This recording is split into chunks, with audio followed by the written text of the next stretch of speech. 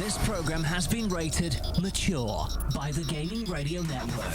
It is unsuitable for under 18s due to content of an adult nature, which may be classed as offensive to some people.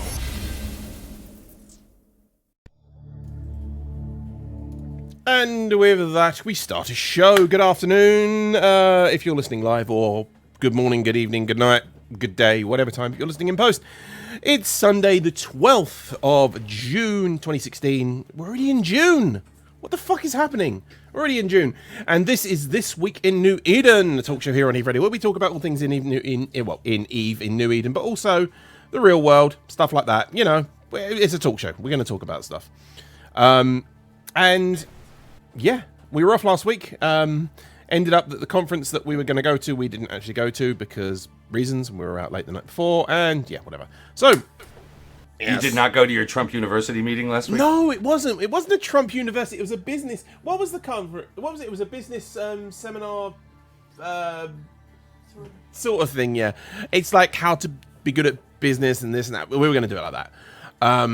And did they give you 10 special rules there? Well, the point is... Sounds like a place where you get 10 special rules about how to be good at business. The thing is, though, it was on a Sunday, and the registration started at 8 a.m.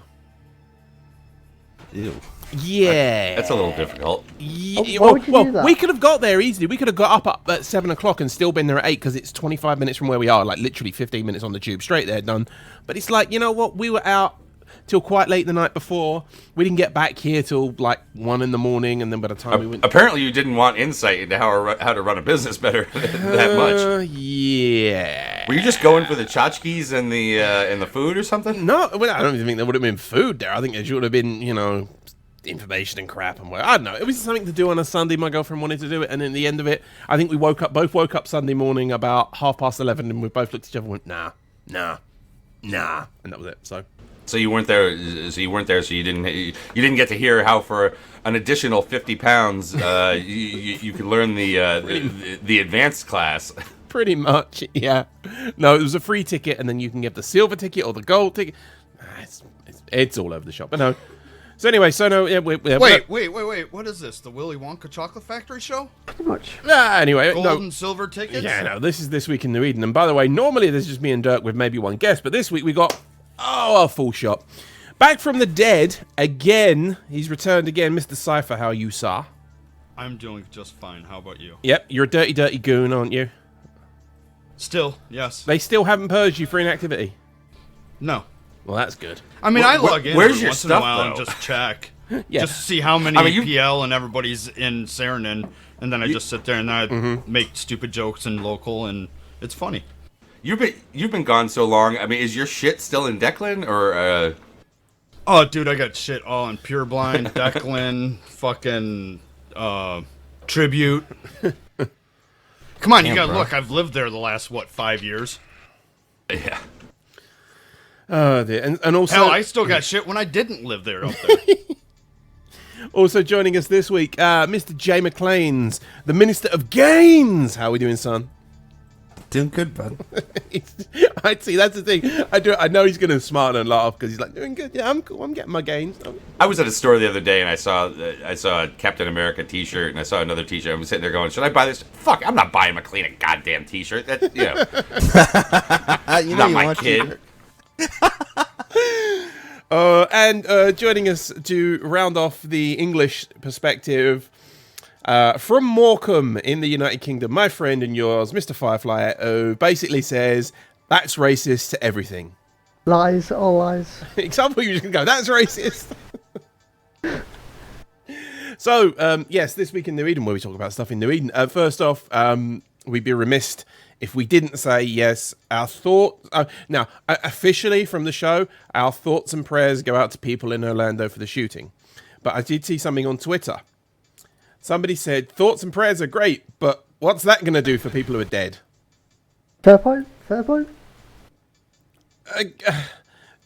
Should we just get real world political for this just for a second and touch on that? Or should we just skip over it?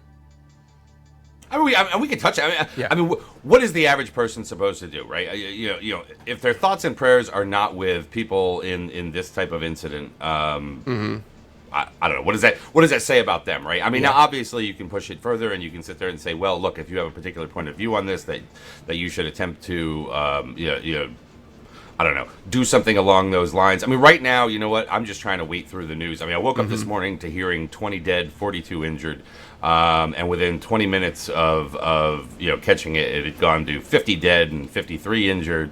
I mean, this is absolutely a mass event. I mean, and not to just use the technical term, but I mean, this is on par with some larger events that say happened in Paris or whatever, right? I don't want to jump to the conclusion that this is a terrorist act. I think that is, it's just too easy, especially since they've released the name of the guy, and he appears to have some connection with that part of the world, right?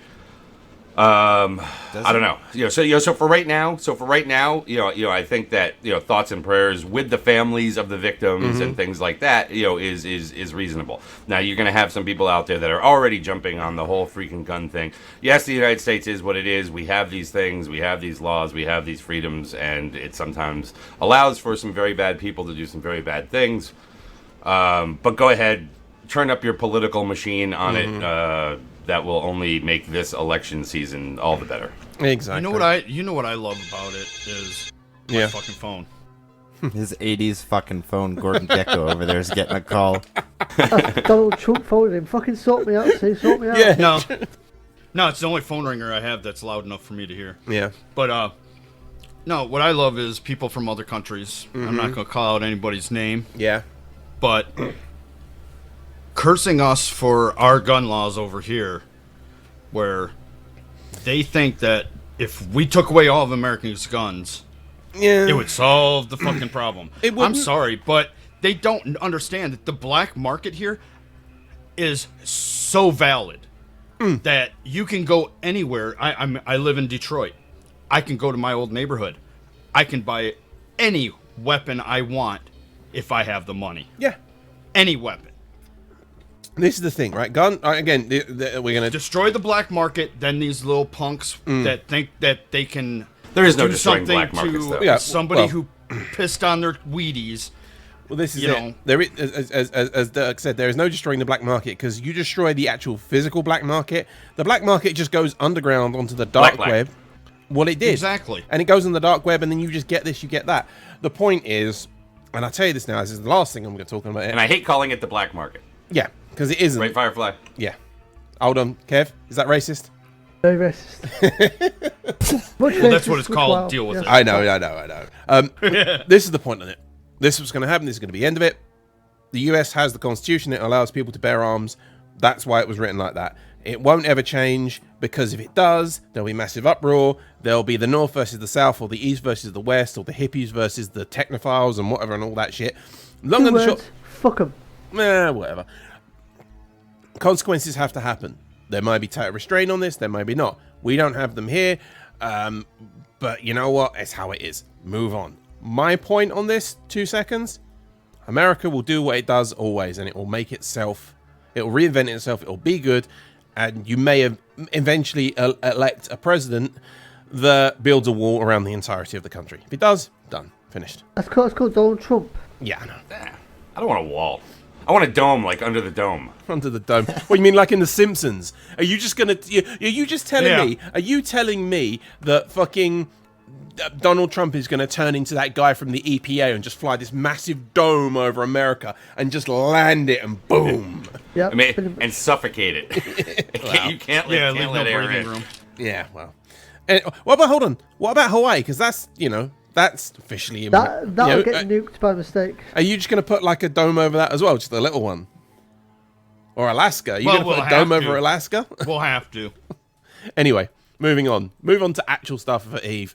Let's have a look this week. Big news of the week. Drugs. Drugs are going to be legal. That's not the big news of the week, but it's drugs. Drugs. Drugs.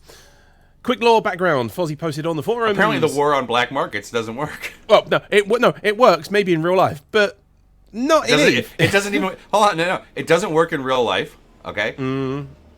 As we have seen from whether it be Prohibition or whether it be the war on drugs, It hasn't worked right? for Concord. Okay, yeah, and apparently it's not even working in a video game.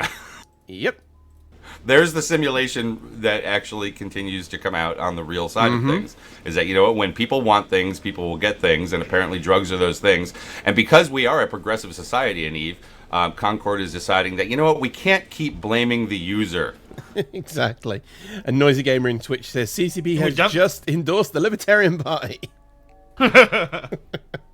So, as posted, It was disproportionately hitting Capsuleers, okay? And we need to take this away We need to because be a Concord's protected prisons. class. Well, if Concord had a prison, they would be, you know, they would be overfilled with fat nerdy gamers.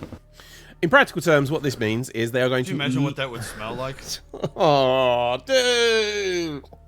No! What's this dust? Fat Hold on. nerdy gamers locked up in jail cells. Isn't that just like any gamer Cheeto dust meat all over the place. sort of thing? Any meet you go to where gamers are, and you know, isn't that like Vegas was a couple of years ago? It just sort of had this. You could see the haze of BO just floating towards you. No, but I have heard about CSM meetings not smelling all that well. Ooh. CSM Summit conference rooms apparently do not smell very good. Well, what will smell good apparently is in release 18.6.1186, so the June release for EVE Online. In practical terms, they're going to legalize all raw and processed boosters in areas of Empire space, starting at the end of June. This change will only impact boosters. There's a small but separate change planned in the works to also legalize ectoplasm. Other illegal items will continue to have the bans in force in custom empires, so if you try to carry slaves through the Republic, they will be cross with you. Manufacturing doesn't change, so you still need to do them in low sec, null sec, whatever, and only provide a license. Well, and there is going to be now a license issued to, what is the name of that Xsense. NPC Corp? Xsense. Yes. Xsense is going to be able to legally, I guess, produce these things. To be prohibited by the Empire. So it goes from, oh, well, that's the license. So basically means that if you want to do it, I think what this is going to mean is you're going to have to get something from the Xsense, you know, faction. Well, not faction, the Xsense corporation, I believe. But well, we'll see. Yeah. It's on SciSci, so you can test it out. It's coming at the end of this month's release, which is a good thing because, you know, because behind, Fozzie puts in this post, beyond the storyline connection, we want to make this change because the current system of boosts' illegality is not serving a strong purpose in gameplay. It makes the use of boosters annoying for many pilots and causes other frustrations such as blocking contracting of ships that have boosters in their cargo hold. Which was always weird, and I just don't understand why, like, okay, so we must legalize the carrying of these boosters, these drugs, right? Because we can't somehow fix our contract system. That was always, that was always just a really weird thing. Unless they had that in there, as, and just refused to take it out as this safeguard of, we're not going to let somebody trick somebody else by contracting them something that has a booster in it. Even though, if you undock with anything that has one of the illegal items in it, right? There's a big thing that pops up on your screen and says, yo, dude, you're carrying stuff that's illegal in some places. Do you really want to undock? It does until you tick that little tick box that says, don't show me this again.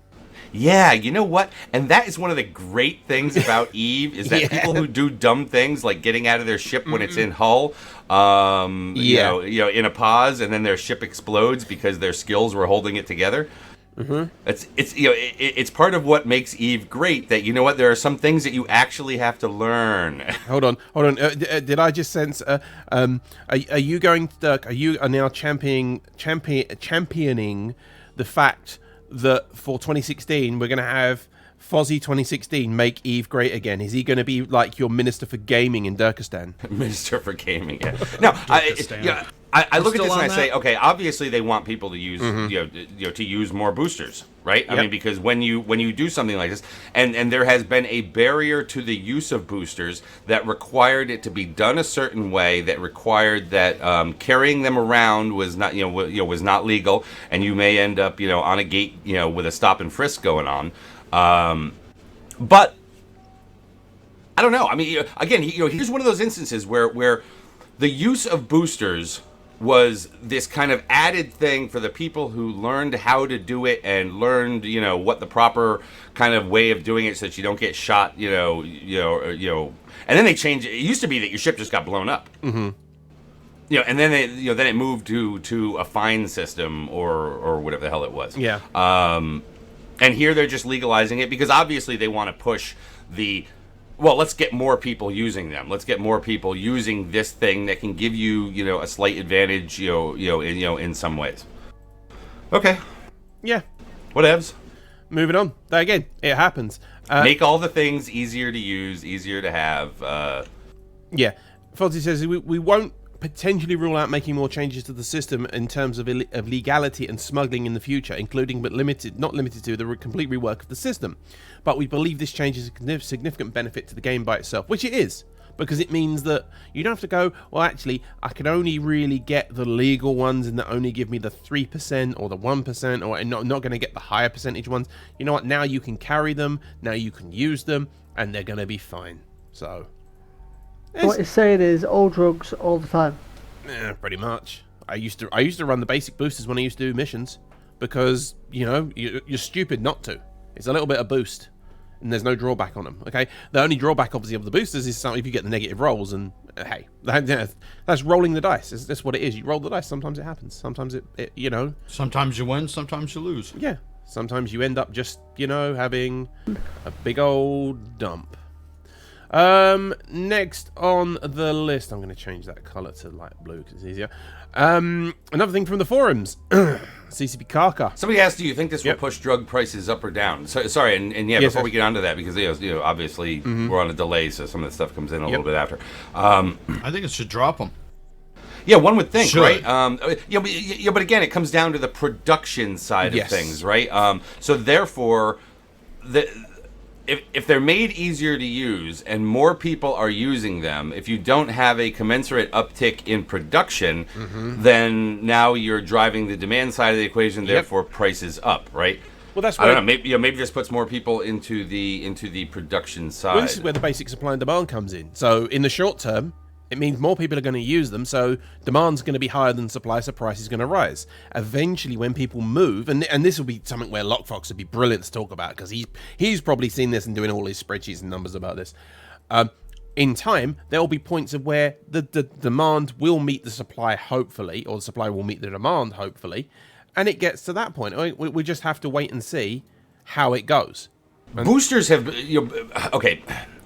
Boosters have been sort of the domain, right, in terms of their use of what I will call better, more enlightened players, Yeah.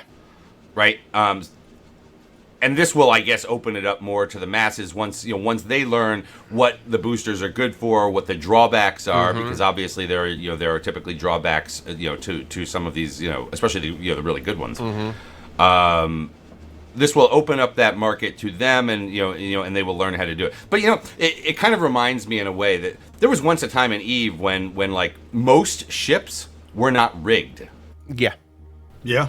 Okay, back before they had, now we've got 4 different sizes of rigs, right? There only used to be one size, and those rigs were expensive. They were basically the price of what is a large rig today. Maybe a little bit less, but basically the size of a large rig. Therefore, you didn't put them on just any old ship.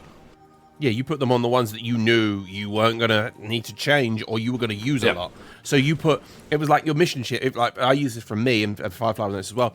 And anyone who's done missions in high-tech or whatever, you put Tech 2 rigs on your mission ship because you could afford to and you knew they weren't going to change.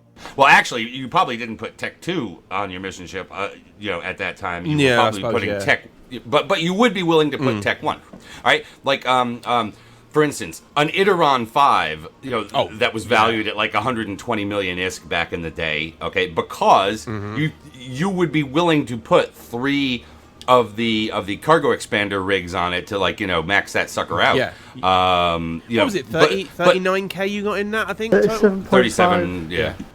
But CCP Avalon, we doing the back in my day bit now? Well, we are, because there was once a time when people didn't take advantage of these things because it was a price issue. Now they went and they changed the rig thing, and then all of a sudden everything was rigged. All the things, Tech 2 rig, the stuff that that you really liked and could really afford, right? Yeah. Now we have this thing, with drugs. I mean, there's also the implants out. There's a lot of people out there that don't take full advantage of implants. Yeah. I'm one of them because I always die. Well, and a lot of people didn't do it on drugs because you know what? They were this temporary thing that it's like they're only good for a little while, whatever it is, depending on your Hour or skills, so. an hour. Let's just call it an hour or whatever. Mm-hmm. And there was the hassle involved with the legality of them and things like that, right? I don't know. I mean, I guess making them more available is a good thing, or making their use less of a hassle is a good thing. But there was kind of this bit of storyline attached to it about why they were why they were illegal, right? Mm-hmm. And therefore it added a bit of risk to dealing with the things that just sort of like feels like it's gone now. Yeah, I'm just looking at the implants prices over the last 6 months, and the basics. We're going to use the +3s on them because that's most people use +3s. +4s you can get them, but they're a bit. You're talking about the learning implants. Yeah, the learning ones. Yeah, I mean, I'm talking about combat Are you talking boosters about and combat boosters, skill hardwires. things that actually affect hardwiring. So let's look at the 3%. Let's look at let's look at gunnery. Look at the basic gunnery ones. Where's the overall gunnery? Is that the 10? That's a good question, Noisy. I don't know. Maybe this is something that Sugar, kind of got pushed through. Made some sense to them. Might I mean, be. and don't get me wrong. I'm not saying it's wrong that they do this, but in an effort to get more people to use these things that can give them that kind of little extra something at the time, they pull out a bit of the story behind it. Mm-hmm. Now they've recrafted the story, right? They've recrafted the story, in this way of well, it's only been aiding whoever, the Angel Cartel or whoever the hell it is, out there or whatever. So they've rebuilt the story because you know what. We're only helping the drug cartels of Colombia and and Afghanistan and places like that, right? Yeah. So make all the drugs legal. So let's look at the prices. Let's look at the basic turrets. The surgical strike, the one that increases damage of all turrets. Now, most people, if you're flying, if you're in, unless you need like specific fitting implants and specific things to get that ship fit, most people should be running this. Would you say the 3%? 5%. No. I'm talking PvP here. In idea, Depends. you probably what you can afford. What you can afford and what you need for the fit.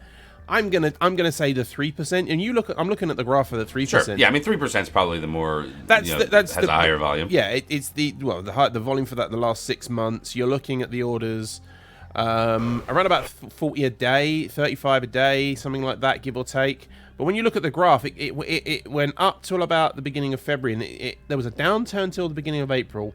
Up a little bit in May, down, up, down, and it's currently on an upturn as well at the moment on the 30-day, on the 20-day moving average. But when you look at it, at the price though right now, the 3% turret one, the cheapest you'll find in GR is just under 18 mil for that. Which, if you add that into the cost of a fit of a ship, because obviously when you're in a ship, you're not always going to get out alive. You might actually die. Your pod might get blown up. So 18 mil on that. If your coalition, your alliance approves the implants and said we'll put them in SRP, and as long as you're using the right ones, that's fine. Because remember, 3%, people go, 3%, that's not much.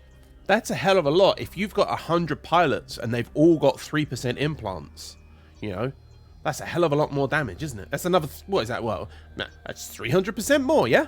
Extra damage. Yeah, I mean most alliances out there, most organized groups, probably aren't going to go that route. Only from the standpoint of trying to herd the cats that are in their fleets to do that. Now there are some out there, right? Who kind of put forth that extra effort, that extra level of organization that that could do that. But so Mink said, and Mr. Hyde was keen too.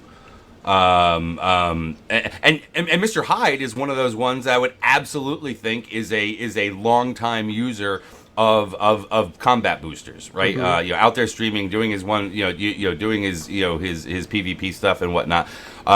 Those are the types who were the long-term users. Super capital users have had them in their hold and ready to go for a long time. It's been more of your individuals, I think, than your groups. that are really behind these things. But they want to push it out there and get it out into the broader masses. And I think that, I mean, it's fine. It's fine, right? I mean, whatever. Yeah, exactly.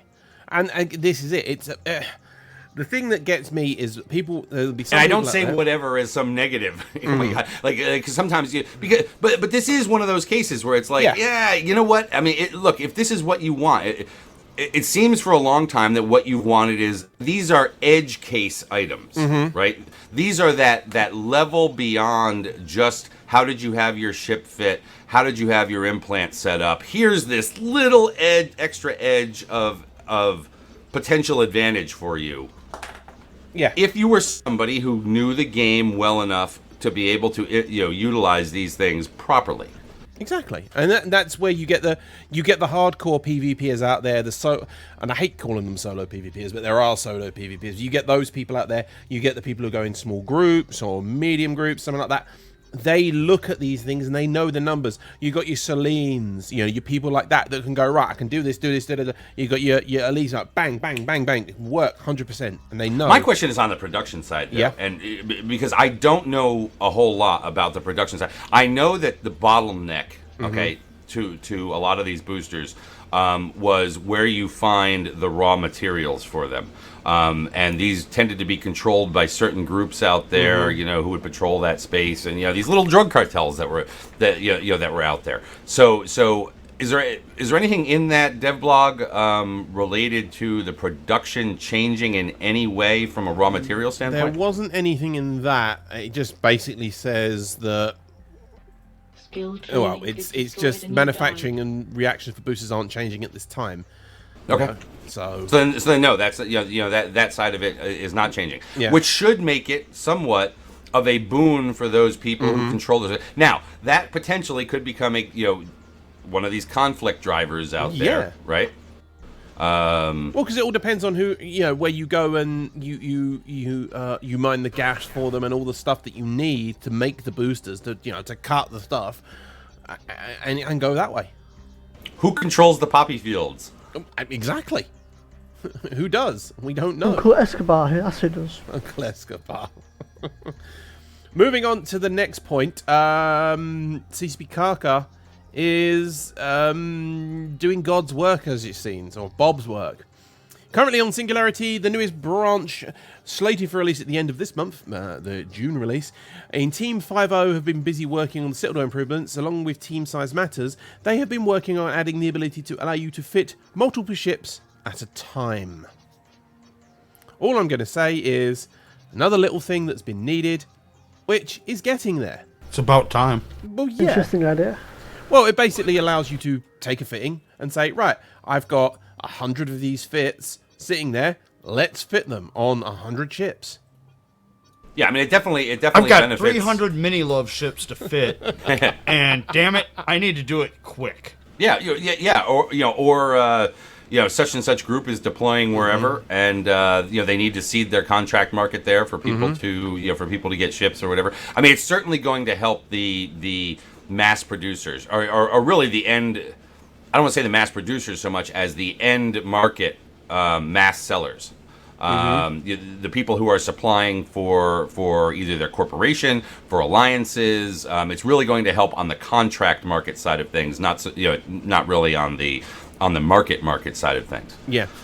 A couple of things on how it works. Bulk fitting currently only will only work in stations and citadels.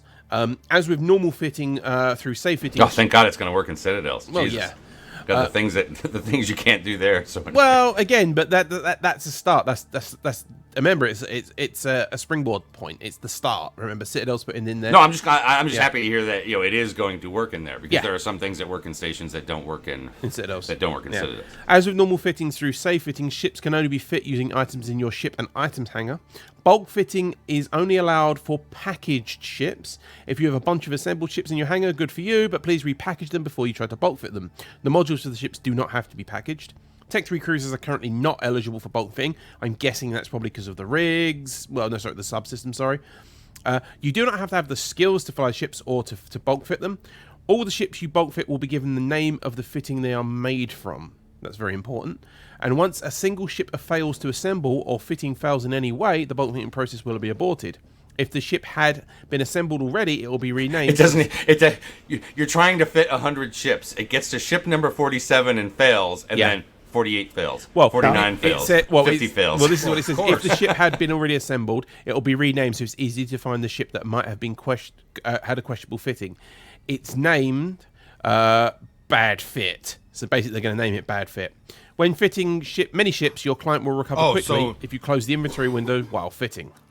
So basically now all of my ships are going to just say bad fit. You know what you should do? Just rename all your ships to Bad Fit. And they go, I didn't fit it. Bang. Yeah. You get the one up on them. Is that Bobmon as in Even News 24 Bobmon, or is that a different Bobmon in chat? In Twitch, it's... I mean, who else would take Bobmon's name other than Bobmon? But Well, someone who wants to be Bobmon in high definition. oh, high definition. It might be Bobmon. I'm not sure. It might be. I'll know in a minute because I'll Would anybody willingly take on the mantle of He's Bob? like, Yeah, yep, that's yeah, me. it's Bob. Yeah, I know yep, I that's wouldn't. me proves nothing, Bobmon. Well, yeah, but I can also poke him on Facebook and say, "Oi, is that Yeah. you?" Or he can do that to me, but whatever. You know, this is one of those really good changes, and it's good to see. You know, Karker, has worked on other things. Let's not forget multi-cell and things like that, right? You know, some of these things where everybody's like, "Oh my God, it's been we've wanted something like that for so long," and it is great. That they are continuing while working on some of these other big things, right? That they do continue to have an eye on some of the smaller things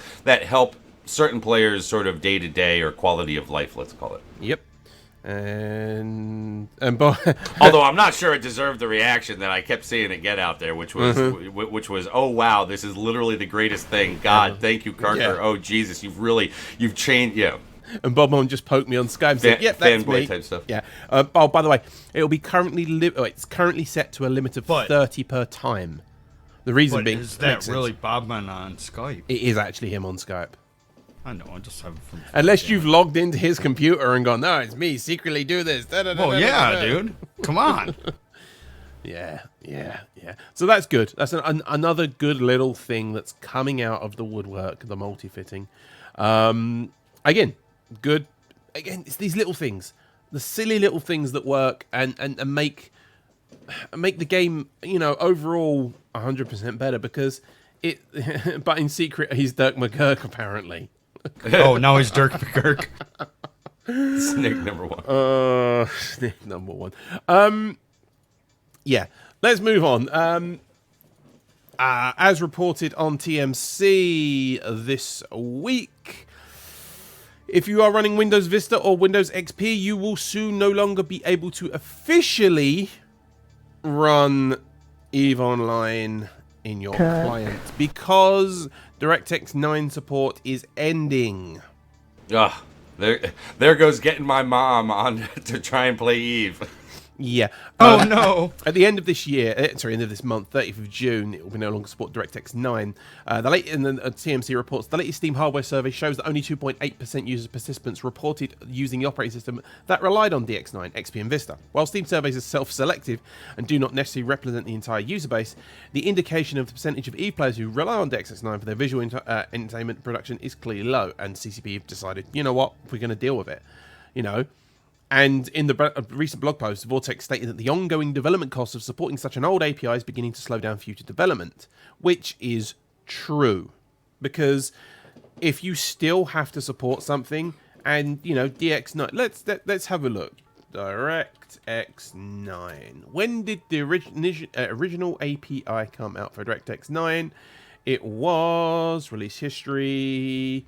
DirectX 9. The initial release candidate... The 19th of December 2002.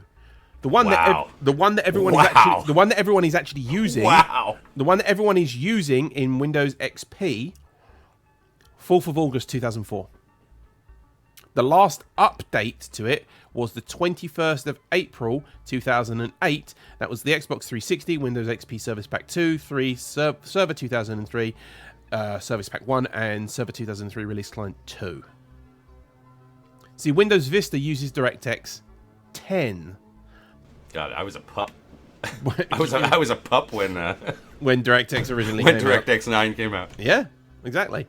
But the thing with DirectX... Although I did use Windows XP all the way up until 7. You couldn't anymore. Well, no, I used it all the way up till 7. I used it up until, well, 7. When did 7 come out? 7 came out in, and this is diverging into a part of Tech Show. 7 came out 6 years ago, July 22nd, 2009. That was the RTM, or the release to manufacturing. The official release was October that year, so 6 years ago. So I was using 7 in 2010. And now I'm using Windows 10 because I don't care. I'm fine with it. Alex says my wife plays on Linux. RIP. No, Linux is they're gonna make sure that works with Wine. They've already stated that on the forums, which means Wine and all that's going to be, still dealt with because there are a bunch of Linux users out there, and that's what it is. Bobmon was 15 back then. He's such a little man. Jesus. Exactly. But yeah, no. Now I did. Bobmon's never known anything but but DX9. Bobmon doesn't even know DX. These kids, they think DX anything has been around forever. Exactly. It's like, I remember when I was a kid and all I had was 3G internet. I only had 4G. I remember monochrome monitors. Dude, I remember. Which was pretty much Eve for like a long period of Exactly. time out in space. I remember dial-up. Could you imagine? Black, white, and red. Black, white, and red. Damn. Wait, you play games without VR? How? Well, it's called real life. Because magically, you know what, Bob? I'm not in the station. I'm at my place. I can magically disappear. Anyway, there we go. MS-DOS, hell yeah, man. MS-DOS. MS-DOS, oh my god. That's Minx, old. I go back to MS-DOS 5.0. Get off Avalon. Get off my lawn, you kids. I tell you, it's How funny, about Windows 3? Not 3.11. 3. 3.11 was like the big. But it is funny when you do things like hit Control Alt Delete, right? Yeah.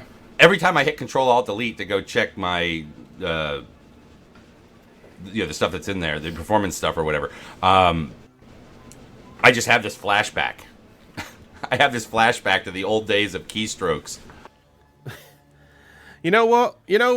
All you newfangled kids out there with your MS-DOS 5.0, give me WOS-DOS or Apple DOS. 1978.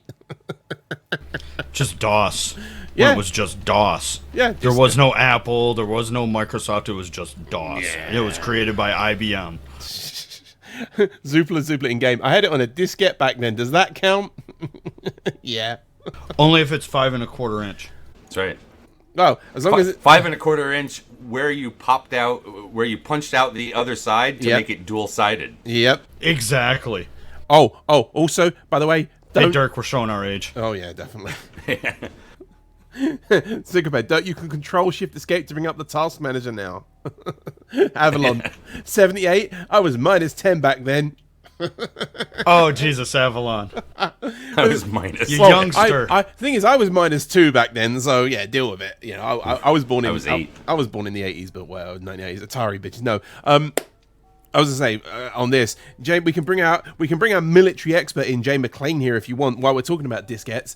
Jay, US military, 8-inch floppy disks or whatever it is for the missile systems. Oh my god, bro. But you know what?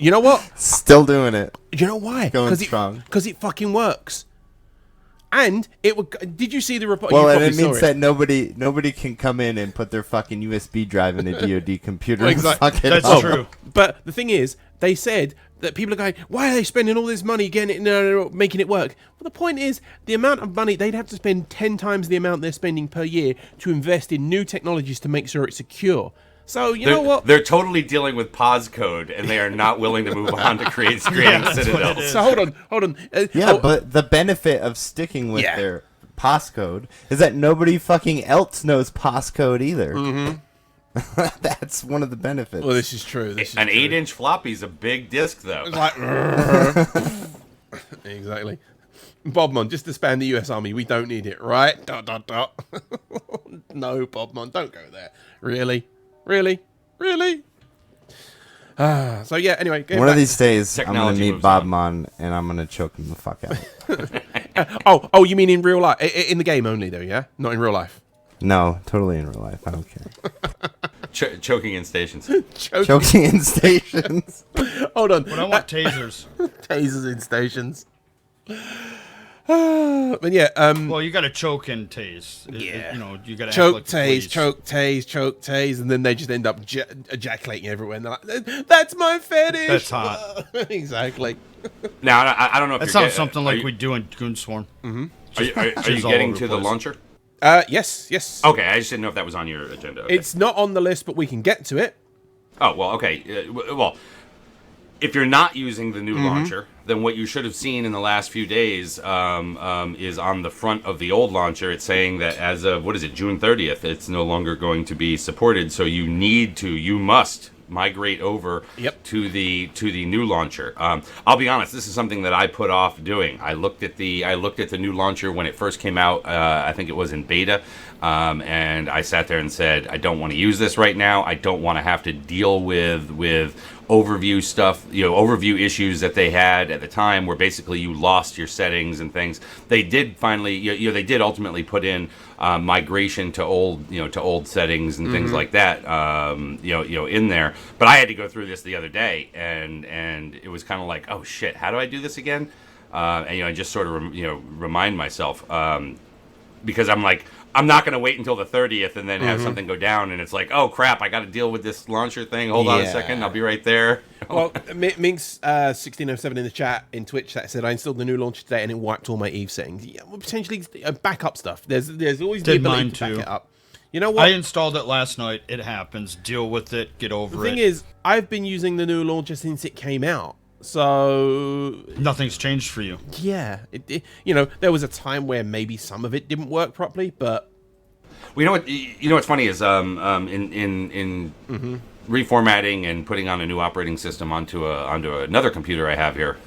When I downloaded Eve onto that computer, right, the new launcher is the one that you got. Yes. There was not the option for the old one. So on that one there, I was already dealing with it, and it is better. There's no question that it is a better launcher. But there are some steps that you have to go through in order to get things back to the way you want them, or progress beyond that to things that you didn't even have the option for before. So you might want to take, if you haven't made that transition yet, you might want to do so before the last day. yeah, because you don't want to get it so you wake up and go to log in to get your gains, as Jay McClain would put it, your daily 10k SP, and you can't because you've got to do this, and then your overviews are gone, and this and that, and you're like, oh my god, I can't remember my password, and I can't do this, and oh, by the way, just a pro tip out there. If any of you aren't using two-stage authentication or two-factor authentication for your Eve account, please do. Just takes 5 minutes to do it. If you have a current updated smartphone that can have the Google Authenticate app on there or any of the open source ones, do it. Trust me. You don't want to be logging in, well, because you can't extract skill points without it, because I saw that on Twitter this week. I knew that. But you should want to make sure it's done, because protect your shit, yo. Because the is that something that they put on there? That just to extract skill points, you've got to have two. You have to be using 2FA. The reason being is because, well, that's technically your money. It's even though it's not real money, it's not like cash money, but it's technically, you could, if somebody hacked into your account and drained all the skill points, they'd have to go and refactor it through and go through it. And the easiest way is just you say, you know what, we're just going to put 2FA on there, done, and it is literally all of 2 seconds to go into your Google Authenticator and load it up, And I mean, I've got 1, 2, 3, 4, 5, 6, 7, 8 things in my Google Authenticator on my phone. I got to be honest. I really think that dual authentication is one of those things that they should just hardwire in. I know that there are people out there that be like, no, I don't want to use it, but you know what? It is better security-wise, and it is also kind of nice anti-botting and stuff like that. But if they don't require it, then it doesn't become kind of the anti-botting feature that it could. I'm just saying, Kane says, when's that coming? As far as I was already in, I saw something on Twitter this week from one of the security, Maybe it's coming. Yeah, no, I thought it was. Let me check back. I didn't see a dev blog. I mean, you would think that Was there it would on have been a Twine? dev blog on that. No, I saw it on Twitter this week. No, I was just wondering if it was on Twine yet. No.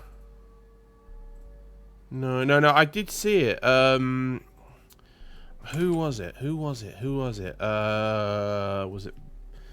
don't know. I think you're just passing bad information. No, I saw it. I swear I saw it this week. Was it Xander Fina? Does Xander Fina tell people that that's what it is, but it's not? Maybe. Oh no. It was one of them. Well, anyways, while you find that, Oh no, sorry, no. go. It's not 2FA. It was Bug Artist, tweeted it 4 days ago. It says, Awareness 101, make use of 2FA. We make sure that high-impact features like skill point extraction is only possible when you log in via the new launcher. 2FA will provide full protection for these features. So it's logging in via the new launcher. Gotcha. So that's where I mistook it. 2FA for EVE only supports email-based tokens and authentications for Google so far. But yeah, so eventually they will put it in. It's via the new launcher. I do apologize, but yeah, that's good. So, yes, that was it. Avalon says, check for Bug Artist. That was it, yeah. I just looked back and saw it was from Bug Artist. Again, Is it Bug Artist? Is it Bugartist? Bugartist or Bugatti driver. Is it, well, it's not like Bugatti, but CCP Bugatti driver. Is it Boo or is it Buh? I think it's Bug Artist. Because I'm going to say Bug Artist, not Bugartist. Bugartist. I don't know. Bugartist. Bugartist, yeah. I don't know. But yeah, that's good. What else is on the list? Oh, let's talk about the Shadow of the Serpent Signal of the Dawn event. Serpentis event. So, like previously with the defeating the Orman, defeating Omir in the Bloody Harvest and the Mordor's Legion against Serpentis pirates. Serpents, the Signal of the Dawn is coming on the 28th. Shadow of the Dawn with a twist, or Shadow of the Serpent. Basically, go in, do shit, get rewards. Any views on this? Do we have anything? Skill training. I went and played on Sissy yesterday for a little bit and did it. Oh, thank you, Mads. It was all right. For following as well.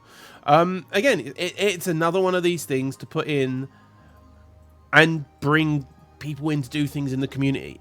Maybe people will log in and do stuff. I mean, It's content. Yeah, It's exactly. content. For those people who are looking for that element of content.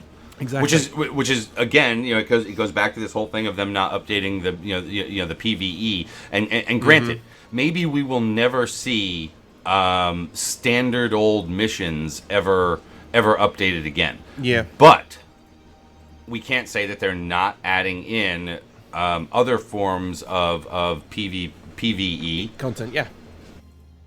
I mean, I like it. I mean, you know what? I've said this before. I'll say it again. Honestly, I have no draw of playing EVE at the moment. I do what I do. I talk about community stuff. I do the radio show here and the podcast. But you always said it was because of the PVE. Well, no, it was. And since they have it, put in this stuff. Well, I haven't. What's the answer then? Well, the thing is, I'll try this one out. I tried out the previous. When the new PVE stuff comes in, I try it. I log in. I try it for a few days, see what happens. It's just, I just never get like that sort of draw. Again, these smaller events I like doing, but when they're done, it's like, all right, what do I do now? Oh, all right, go back to missions. All right, well, yeah, okay, fine, next. That's what it is for me, I think. I honestly think that. Aren't you logging in to get your 10,000 SP every day? No. Why not? Because that would require actually doing something. I haven't done it yet either. Exactly.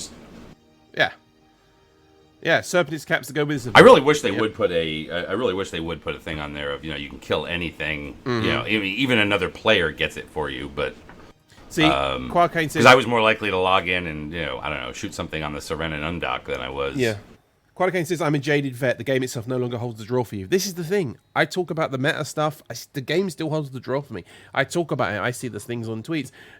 I see the things on Tweetfleet Slack and on Reddit. I see the posts going out there in the larger meta, in the larger posts about, Polygon things. And we're going to talk about Polygon art coming up in a little bit on the show. And things like that. And I listen to the podcast. I'm in the community. The point is... But the idea is that okay. So Quackane said you're a jaded vet. The game no longer holds the draw for you. The idea does. The game doesn't. You know what? The game. Yeah. It gets into that whole discussion about, well, what is the game, right? You know, and what are you doing in it or surrounding it or all of these different things. There are so many different things that you can do literally in the game, and then there are all these other things that are attached to the game in various ways, right? Mm-hmm. I mean, I'm one of those people that thinks that, you know what, you do need to have an attachment to the game, the actual practical application of playing or doing something inside the game. But I also recognize that it's not as cut and dry as what some people would have you think of. Then again, some people think that, you know what, if all you do all day is mine, that you're not really playing Eve. Mm-hmm. I'm not saying that I subscribe to that theory. I'm just saying that there are always going to be the people out there that think that, you know, you're not playing Eve the right way. Of course. And because their right way is always the right way. Yeah. Supposedly. That's the thing about Eve is that, you know what, it's pretty non-binary in that sense. Is that the new word nowadays? Non-binary. Yeah, it's pretty flexible in that sense that however you see your attachment to Eve is how you see it, and what other people think about it, you know what, whatever. Well, I just want to take this point in saying, I've been doing this on Eve Radio for 9 years now. 9 years. I've been on Eve Radio. So should we say congrats or I'm sorry? A little from column A, a little from column B, maybe. I don't know. This is the thing. October this year, I'll have been playing this game for 10 years. The community and the meta and that has kept me doing it. I would have been gone, literally. And in fact, I was gone. I was gone after 4 weeks of trying the game. I went back to WoW and only came back when my friends from WoW who were playing Eve said, "Oh, will you play Eve?" I said, "No, I've never." I think it is one of the things that CCP should acknowledge for the players who have, once they reach that point of having subscribed or having had an active account for 10 years, they should get a space sword. Well, this is the thing. Like CCP employees get a sword, for being with the company for 10 years. And that should take into account, when your account has been inactive, right? Mm-hmm. So just because your birth date was X doesn't mean that you get it on Y, right?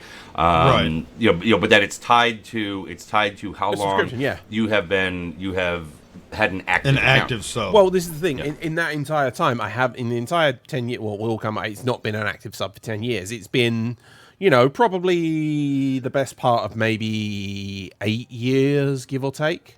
Maybe a little bit more. So then you still got 2 more years. You'll get it. See, Bobman says that's actually a good idea. Be right back. So there Blizzard did that. Blizzard did that for people who had been subscribed to World of Warcraft from the beginning when they had their 10-year anniversary. They actually did it for all their American players and European players. For people who had been subscribed continuously for 10 years, and it was a one-off thing, they sent them. There's a statue. There's a 10-foot tall plus statue outside of the offices in Irvine of an orc riding a frost saber. Oh no, not a frost saber, a frost wolf. They sent a miniature statue of that to every person who was subscribed continuously for 10 years, and it was good. And it's one of those things to do. Something to see when you're in non-injected skill points. 100 million. Well. And those are some things, right? Some things that you actually achieve, and I agree that when your character has earned, let's say, 100 million skill points, or maybe 50. There's some other little thing or something, whatever, right? 50, 100 million earned, not purchased. Yeah. So exactly, you've been there for that time. But I do like the thing about I do think it's something that would be easy for them to do, to acknowledge those players out there that have had long-term accounts for this game. Yeah. And not just on a one-off basis. I mean, I understand what you're saying about World of Warcraft and how Blizzard did it for that, right? And maybe at the Eve Decade event, they could have kind of done that. Well, let's look at this more from an ongoing basis. They did something like that. They did. There was 4 players who have been subscribed continuously for 10 years, and they gave them Titan X graphics cards. That's right. Yes. So they have done it. And again, it's those milestone sort of things. You don't want to do it for everyone because there could people who are out there, well, I've been subscribed for 10 years now. Well, how old's the game? Oh, the game's 13, 14 years old. Well, you know what? Yeah. But yeah, I mean, just as part of an ongoing, an ongoing sort of thing, And then I don't know if they ever get anybody who gets to 20 years, I don't know, send them a watch or something. Yeah. The thing is, sorry, Qualicane says, didn't they do it with the Apotheosis? The people who, well, everyone who had the Apotheosis got, everyone who has a subscribed account at the time got that. Right. It wasn't everyone all the time, so yeah. No. If you had a subscribed account at that, God, is that when the Apotheosis came out? Did that come out at the 10-year mark? I forget when it came out. I think it was been so long. 5 It's in that place where all that tchotchke stuff goes. It's 5 years. Yeah. So this quote, and it says, "For you children, on your 5th birthday, may your next 5 years be as promised and hopeful as you may one day walk with us as equals among the stars." So that's what it says on it. So it was the 5th birthday. So what? That was at the 5th birthday of Eve. Yep. Oh wow, that really was. So I just got in on it then because I came in 2008. So yeah, it was then. So 5 because Bobmon says no, 5 because I was there for 10. Yeah, I think 10 we got. Yeah. 10 we got the Gnosis blueprints, didn't we? We got Gnosis for free, didn't we? maybe that's what it was. Yeah, the Gnosis was the free one at 10. Yeah, the Gnosis was free. Exactly. But again, it's how it is. So just this is completely off topic in real life, but I just seen something on Twitter that somebody retweeted Jeff Canada and says, and the same bullshit arguments fill my Twitter feed, and the merry-go-round continues to the next generation. Fuck this. This is the thing.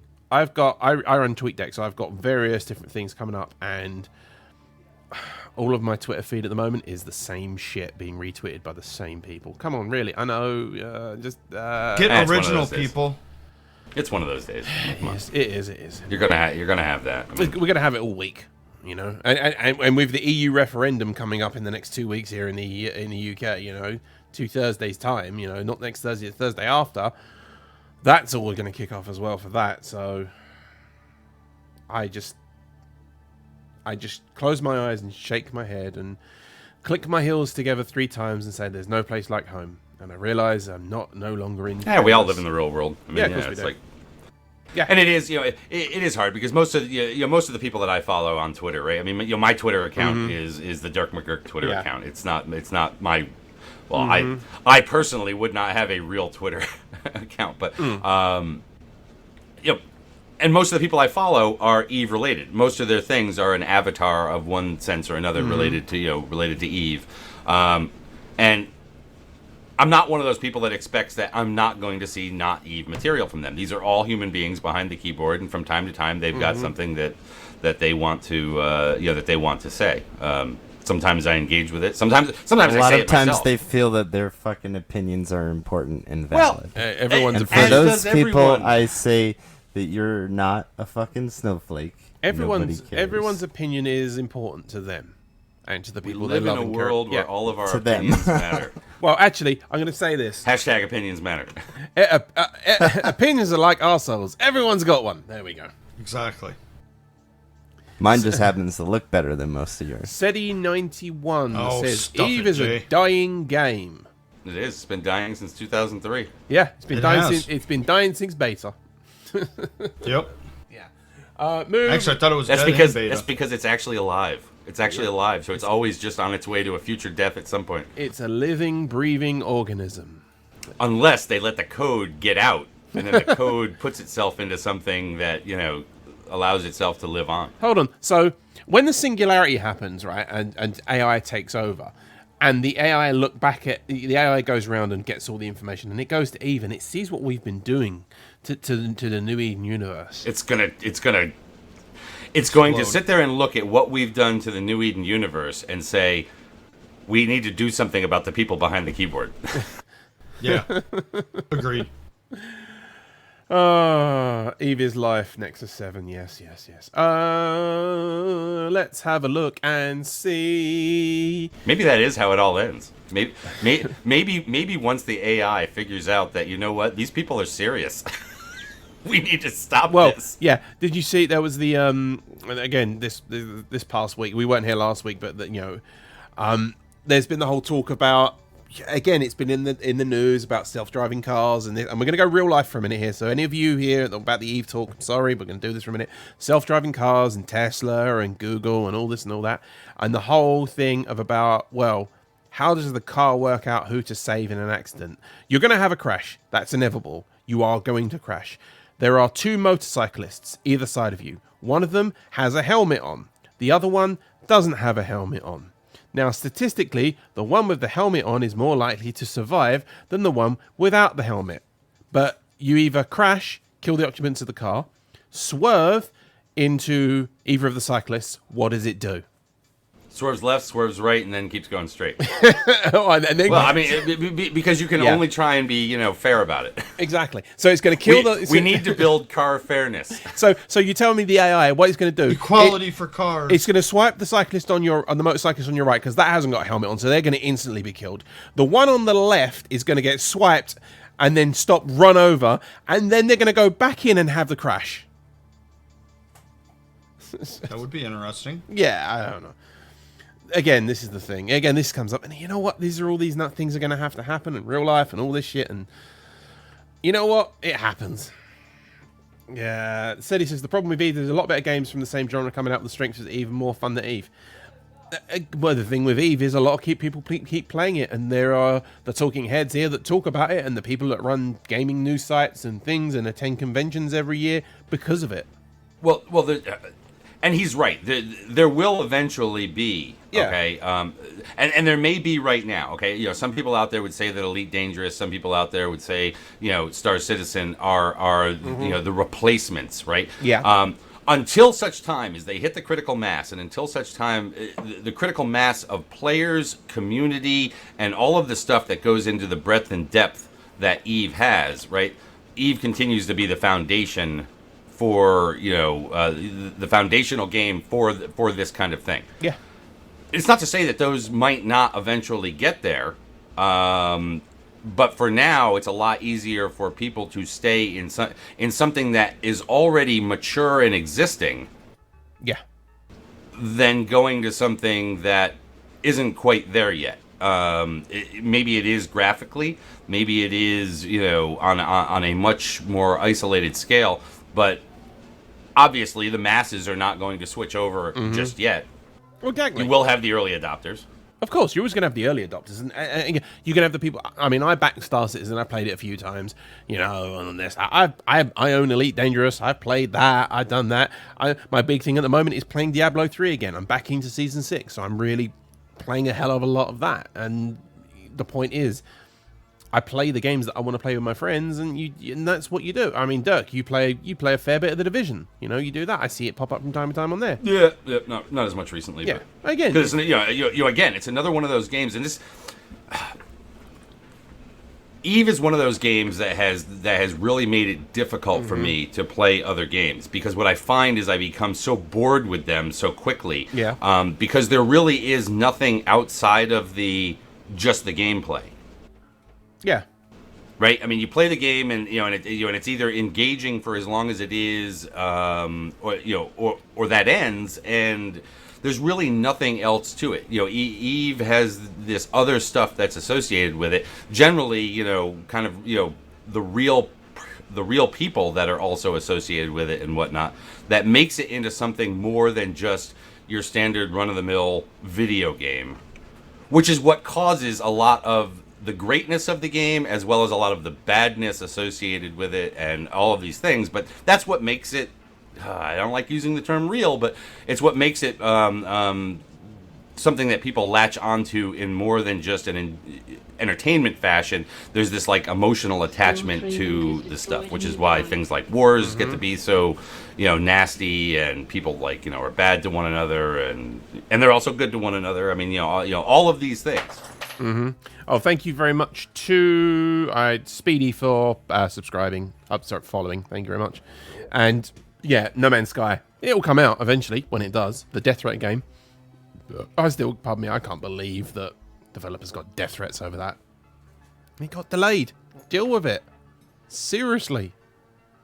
Fucking people need to get over themselves. Yeah. Do people take death threats on the internet seriously? A fucking video game is Well, not the fact a that reason it to wasn't a give death threat on the fucking internet, the threat. stuff that actually got sent through to the developers, saying we're actually going to hunt you down.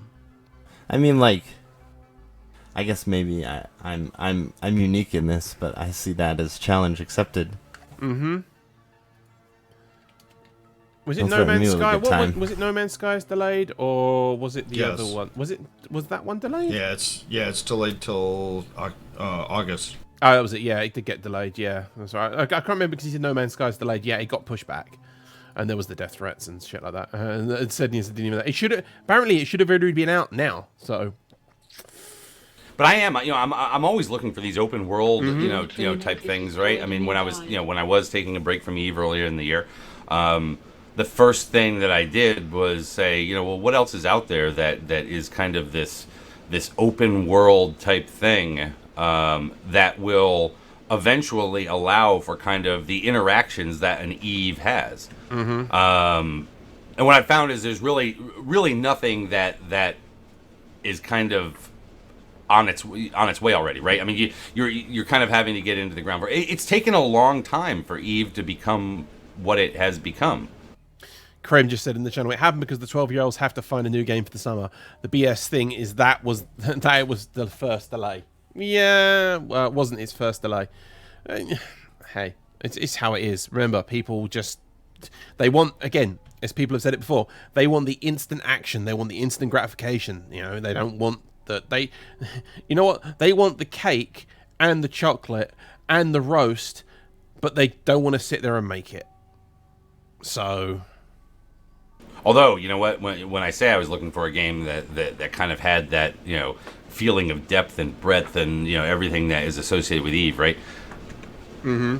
You can't do both. I mean, a lot of people out there play other games, okay, as a diversion away. A lot of Eve players play other games that are a diversion away, and chances are they're probably not as in depth, or as kind of long term persistent and things like that. I'm not saying everybody, right? But they're playing games that it's just like I can go in, I can do my thing, I can get out, and there's no like attachment to it and things like that. I don't even think you could. I mean, could you imagine there being another game out there that was really sort of on the scale of this and trying to play both, trying to be as equally involved in both. I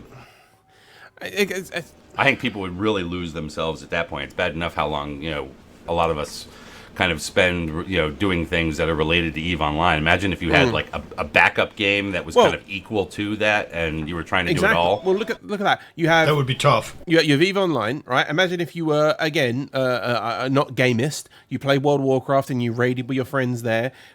Division, you played that. Oh, Diablo, you're into that season there and you're doing stuff there. Oh, and by the way, you're playing GTA. The new things out for that as well. You're gonna end up just gaming full time for a living.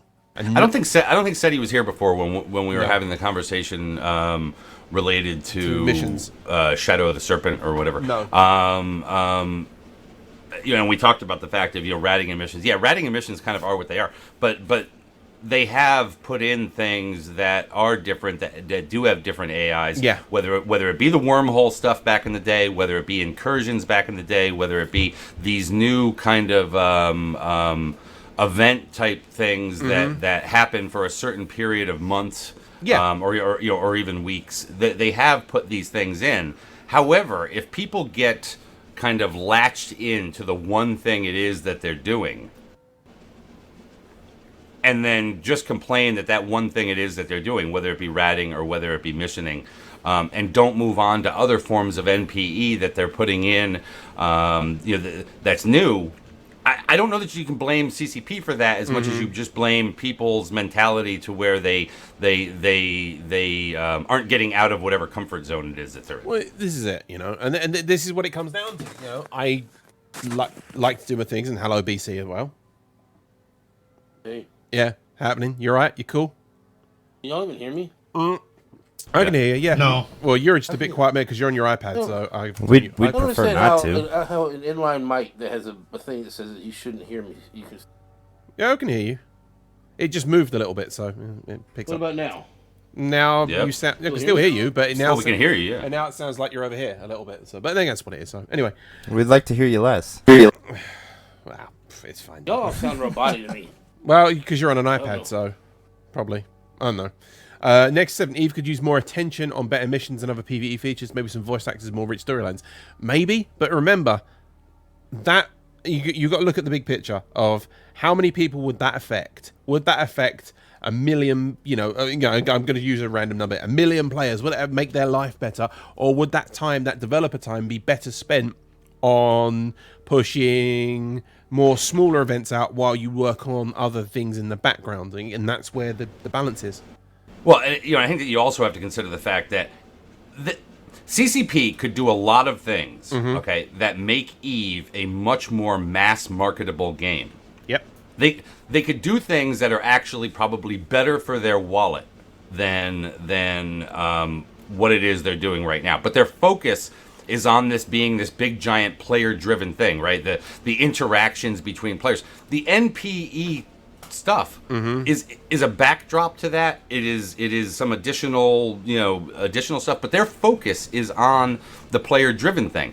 And maybe we all have to, as much as we criticize CCP from time to time, they could be doing things that make this into much more of an amusement park, much more of a mass market type game that would really make it not EVE. You know, you say that, but you really don't make no sense when you say that, because you're trying to put a reference to something that people that don't play this game don't have a reference to. They are doing that. They absolutely are doing exactly what you just said that you say they're not. When they go out there and they create these, they create, they go out there and they post this as a sandbox game. Look at all the stuff that these players are done. We didn't do this. This isn't scripted. This is all player driven. That is exactly what people want. When you look at people, when they go and they buy Grand Theft Auto, and they go buy Skyrim, and they go buy all these games that are supposedly open world, they do that because to them, the open world sandbox thing is GTA, is Skyrim, and that's what they want. So, I mean, you say that, but that's exactly what they are doing. No. Then you're missing what I'm saying. No, What I'm saying is yes, they are doing that to some extent. What I'm saying is that they could do it even more, but that would take resources away from what is really the core foundation of the game, which is something else. So while they're doing these other things, they could just do it even more if they wanted to make it like this big giant mass market type thing. Yeah. But they're not. Their focus is and has always been core is the other piece. The other stuff is add-ons. but you're not explaining what that is. The other thing, just like what you just this thing with the serpent, the stuff with the drifters, incursions, wormhole, AI, all this kind of stuff, right? Yeah. P42 Alpha. Why is BC so easy to confuse? I don't know. No, BC's not confused. I'm sitting here. All the stuff that they're doing is stuff that is mass market appeal. Because it doesn't need a reference. That's the biggest problem with this game. And I've said it before. Box items. Remember, you used to have to go buy games by the box, right? Yeah. That's what caught your eye was you look at the box of the game and go, I've never heard of this. They sit there and they throw out some shit to you. Wow. They throw out, some ideas that, stuff from the game. That sounds cool. So that's why I refer to box items. Upgrading, you're putting out a new line of destroyers is not a box item that's going to buy, have somebody buy this game. But when you sit there and you promote this game as a open world sandbox game, which absolutely is an eye grabber because that's what everybody wants these days, that is basically, you say, is player driven in the sense that we give you the tools to go out and create your own empires with your friends and burn your enemies' empires to the ground, which is something that everybody wants these days. Then you take this other stuff where you say, and we have wormholes where you can go in and create, that are special entities in themselves. Stuff like that is attractive to these people. Saying you're now implementing AI that can kick your ass just as much as a player can. to some degree like that. Is again something that people will be able to look at and go, "Oh, that sounds badass." This little stuff that we want. Some people. Well, no, most people people that are looking for these kind of sandbox games, like I said, anybody that would buy, people that buy GTA, and people that buy games like Skyrim, is because of the open world kind of feel to it. Just want to bring up Krem's comment in chat. He goes, "It will never be mass market as you can lose. The mass market hates losing anything." And this is the thing. Yes. The super mass market. Absolutely. Yeah. I mean, there are a lot of people out there that say they are looking for open world, that say they are looking for these things, right? And some truly are. There are other ones who don't necessarily like the fact that when you get to the true heart of open world, that means other people can kill you. That means that you're not always safe. Yeah. Well, yeah, but what And I'm some saying, people what don't I'm like trying to pushing put it across that is, far. Is that stuff like that kind of stuff is easily measurable by, say, a person that's never played this game, because again, they kind of it's terminology that they can understand. Putting like what you're talking about, like Dirk, like say what you mentioned, like when they put more time into upgrading ships or something. If they did that, which is great for the player base that we have, that is not a box item because it doesn't have any reference for new players. Of course it doesn't. They don't have no idea what that means, that you've upgraded to Tech 3 cruisers. The thing is, though, BC, I was going to say this. Also, Nexus 7 says you're wrong. Yeah, Most people are not looking for sandbox games. Well, they're not. I mean, because statistically, they're not, right? I mean, most people are looking for a very, game. very simple, low-level type stuff. I mean, when you take gaming in as a, as a whole, right? Yeah. There are way more subscribers to Candy Crush. Well, hold on. Yes. Somebody looking for just some casual game. Right. I'm not talking about. So when you say everybody, we know you don't mean. Yeah. I'm talking that about the level. people that go out there. I mean, again, people that are going out there looking for. That's why I mentioned games like GTA, Skyrim. Even the Division. The Division for a game that is kind of situated on a small piece of land. You feel. Come on, Dirk. We still want it to feel kind of open world sandboxy, even though we know it's not really because we're within the limitations of a fucking city block. The difference is open world is different to sandbox, because what I knocked out and getting out of the cupboard was my actual box copy of GTA 5. Okay. I purchased this. The reason I purchased it was cheaper than buying it digitally. That's another thing that gets me, but whatever. Open world is basically, you're not a linear path. Well, exactly. You can move around as you please. The world is open. Sandbox is basically, it goes hand in hand with that in the sense of you're not forced to do any particular thing at any particular time. You can kind of choose to move along as you please. Again, there's a difference. Open worlds and sandbox games are two completely different things that they can combine. That's why, yes, I understand that. That's what I'm saying.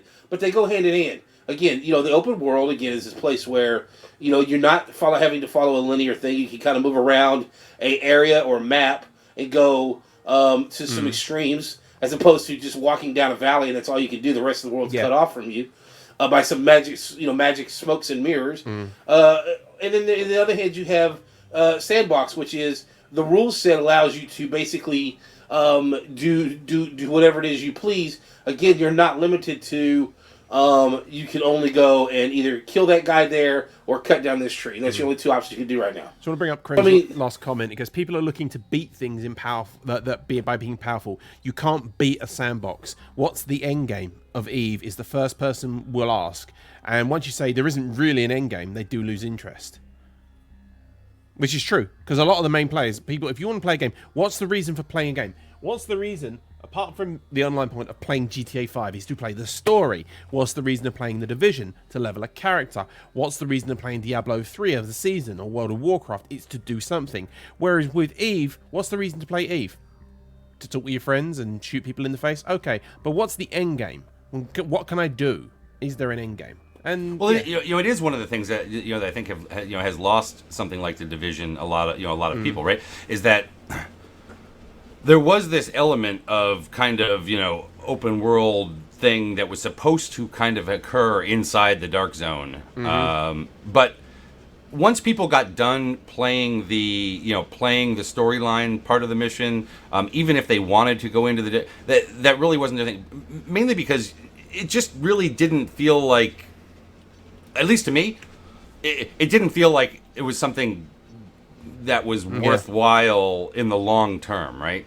Krugler Kring in game says, newer player here. I find that there is like the cast system.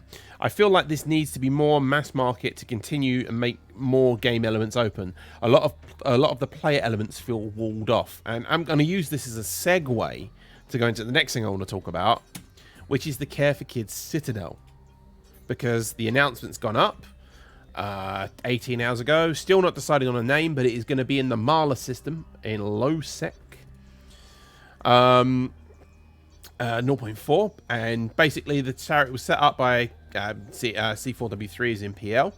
Long and the short of it, it's going to get done. It's getting done. The spot set was kept very quiet for a few taking place, so it's up, it's done. You can go there. Current, future, and financials. One Keepstar donated by Lenny Kravitz was constructed by Suez. They have the Keepstar mods donated by Iron Bank. The 100 billion ISK injection, which is donated by Iron Bank to seed the capital market, and 5 Keepstars from Iron Bank over the next 3 to 5 months. There will be a small tax on the market transactions, 1%. They do not believe this changing. Now, this is completely user-generated content. This isn't, driven by the casinos, obviously. Partially, but no, this is which is fine, because this is one of those things. This is one of those things that prior to this war, right? That I want to say, kind of these big money casinos were sort of known for, which was donating to things kind of like this, right? I mean, helping to support things like this. Exactly, and these sort of things are good. It means that people can come together for whatever cause and have fun and do it. Because a lot of people out there, a lot of players out there, they won't. They'll be like, I want to do my thing. I want to, Cypher, I'm going to use you as an example. I'm sorry, because you're a goon. Sure. They're going to be like, I'm a goon. I'm going to go shoot people in the face. I'm a goon. I'm only going to do what Matani tells me because Dear Leader says do this, so that's what I'm going to do. That's not how it works. No, I know, I'm using an example, Dirk. I know. You've seen it from the other side. You've seen the light, and you've gone to PL. Now you have to. No, I know. I didn't go to PL for some culture issue. I went to PL just to shoot PL, more people in the face. To do something different in EVE than what I had been doing. Exactly. And again, this is it.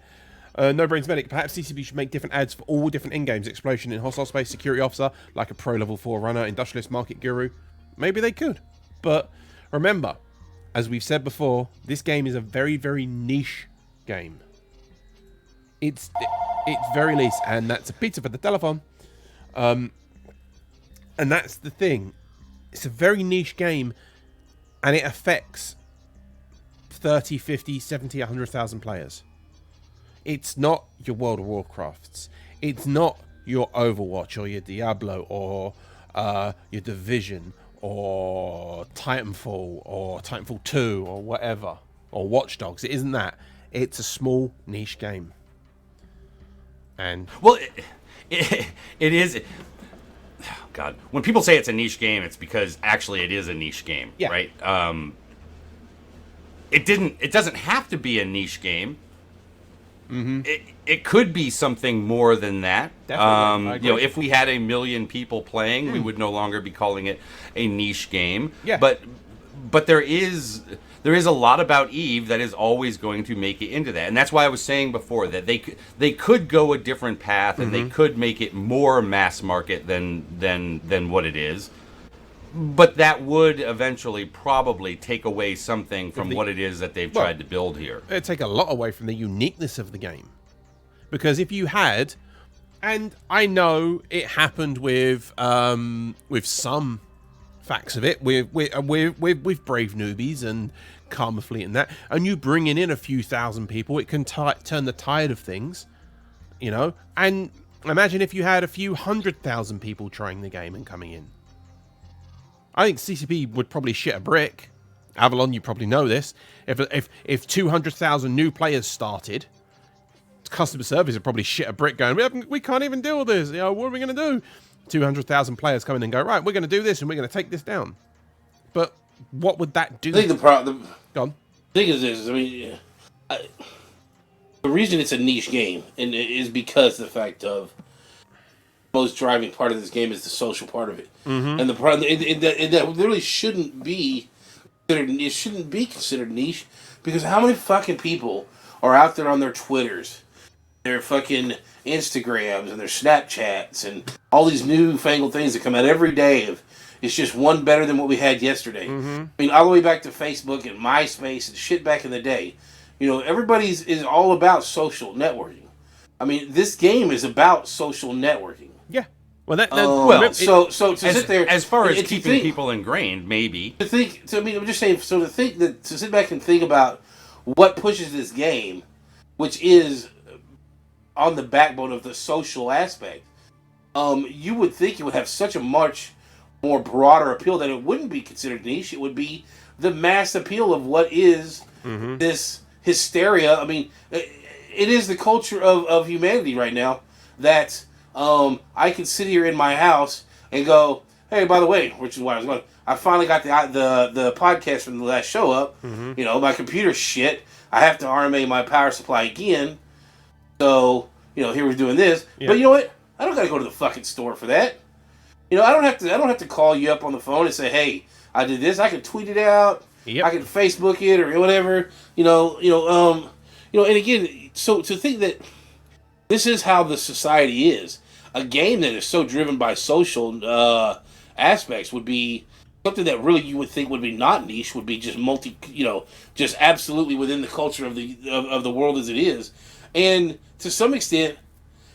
Might be possible that maybe they're just not really selling that aspect of it as hard as they could, because when you go play, I mean, look at other games that do have some social aspects, like WoW and stuff like that. I mean, what does that get you? What does the social aspect of that game get you? It gets you some dudes that you can go raid with. Maybe you can go do a battleground with, but it doesn't really get you anything major. Okay? I'm going to disagree with that. It gets you. It depends on how not enfranchised. What's the word? How much time you put into it? Because well, I mean, what else is there to do? But no. I'm not talking about just in game. I'm talking about out of game stuff as well. No, I'm talking about in game. Well, in game. What is the social? I mean, there's a limit to what the social aspect for a majority of games out there gets you. Now, if you want to go meet up and have a party outside again, that's fine. I'm not talking about that. Yeah. I'm talking about just the content they provide in game that is based off of the social connection. Some of the Korean RPGs do it a little better, where they do allow you to kind of take over territory and stuff like that. But Eve's thing is a social based situation, and I will say I do find it shocking that it is not. Yeah, it is not so more, approached by players out there. If they, given that it is, it just plays into that the mentality of people these days when it comes to, internet lifestyle. I'll bring up Krem's point again. Twitter and Facebook are free. Eve isn't for one. And again, we have a generation that has had more free games over the past 10 years, which we have never had subscriptions, just like in the 90s as a gamer thing. For example, you go out there now and you buy... Right, let's take... I'm going to use complete thing. Let's take Battleborn. The FPS hero shooter brawler that came out from... not BioWare. Fucking people who did Borderlands. Gearbox. Came out the same week as Overwatch. Overwatch is still a full price game. So many people were raging that was on sale on Steam within 3 weeks because the sales tanked on it, because people are not used to paying $60 for a full price box game. They don't, maybe on day one, but that, unless, let's take the No Man's Sky, for example, that's going to get hyped. People are going to buy it. Your new GTAs, your new FIFAs, your new Maddens, whatever, that sort of thing. Your new every year games that come out, your Call of Duties, your Battlefields. But when you get to smaller games and things like that, people are going to want either free or relatively cheap to play. And again, the thing about Eve, it's cheap. It's not super expensive to play, but it's not ridiculously cheap to play. And yes, the whole adage of if you earn enough in game, you can buy and play for your game time with in-game money. But that's only dependent on how many people that are feeding that system. The same as World of Warcraft have that, and the same with WildStar had that. That the whole thing of people in gaming nowadays is people want to be social, game a little bit on their phone. Well, some people do. Yeah. I mean, look, I think that social people make a big deal out of the social aspect of Eve. I think that those of us who are tied into whatever social connections, whether they be through our corporations or through whatever, right? I mean, yes, Eve is built on a foundation of. You will probably find a way of enjoying it more if you find some of those connections that help within the game. And that's it. But that tends to come from people, okay, like spoken about from people who are already very social. We don't hear from the people who aren't social. We do, there may be, who knows, maybe 80% of the game isn't social. But those I'm not people aren't incredibly playing social. these kind of games, though. They're the ones that are just, I just got time for some Candy Crush. Or maybe, you don't have to be very social to run around and shoot people in Call of Duty. I mean, it's like, I played EverQuest 2 for 2.5 years. We had a guild. Yeah, we had some randos. But there was like, a good half dozen, a dozen or so people that we knew that were like, we kind of knew that, did stuff together. And, and it was a very social type thing. But even to that extent, it wasn't nowhere to the level of this game is because, again, this game is built on the foundation that you do have this ability to go out there with your friends and create a little bit of something from a little bit of nothing out in the space, and then you have to defend it to a point where there's not a lot of games that have done that or have not done it on to the scale that you have on this one.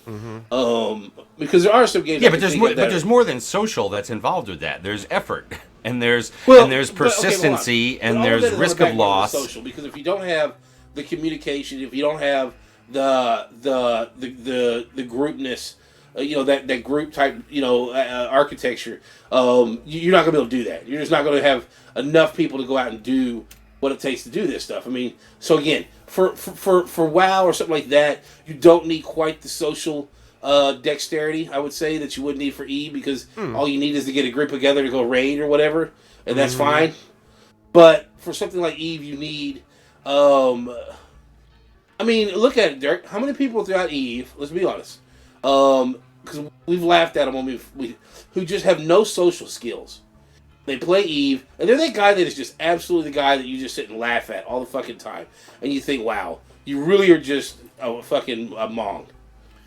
I mean, and it's like, and you see him in this game, and it's like, man, it's hard. Again, I mean, the thing it comes down to the type of player you are, the type of player you want to be. I'm going to say this: older players might not want the instant grat. The younger players might want instant grat, and it's how things moves on.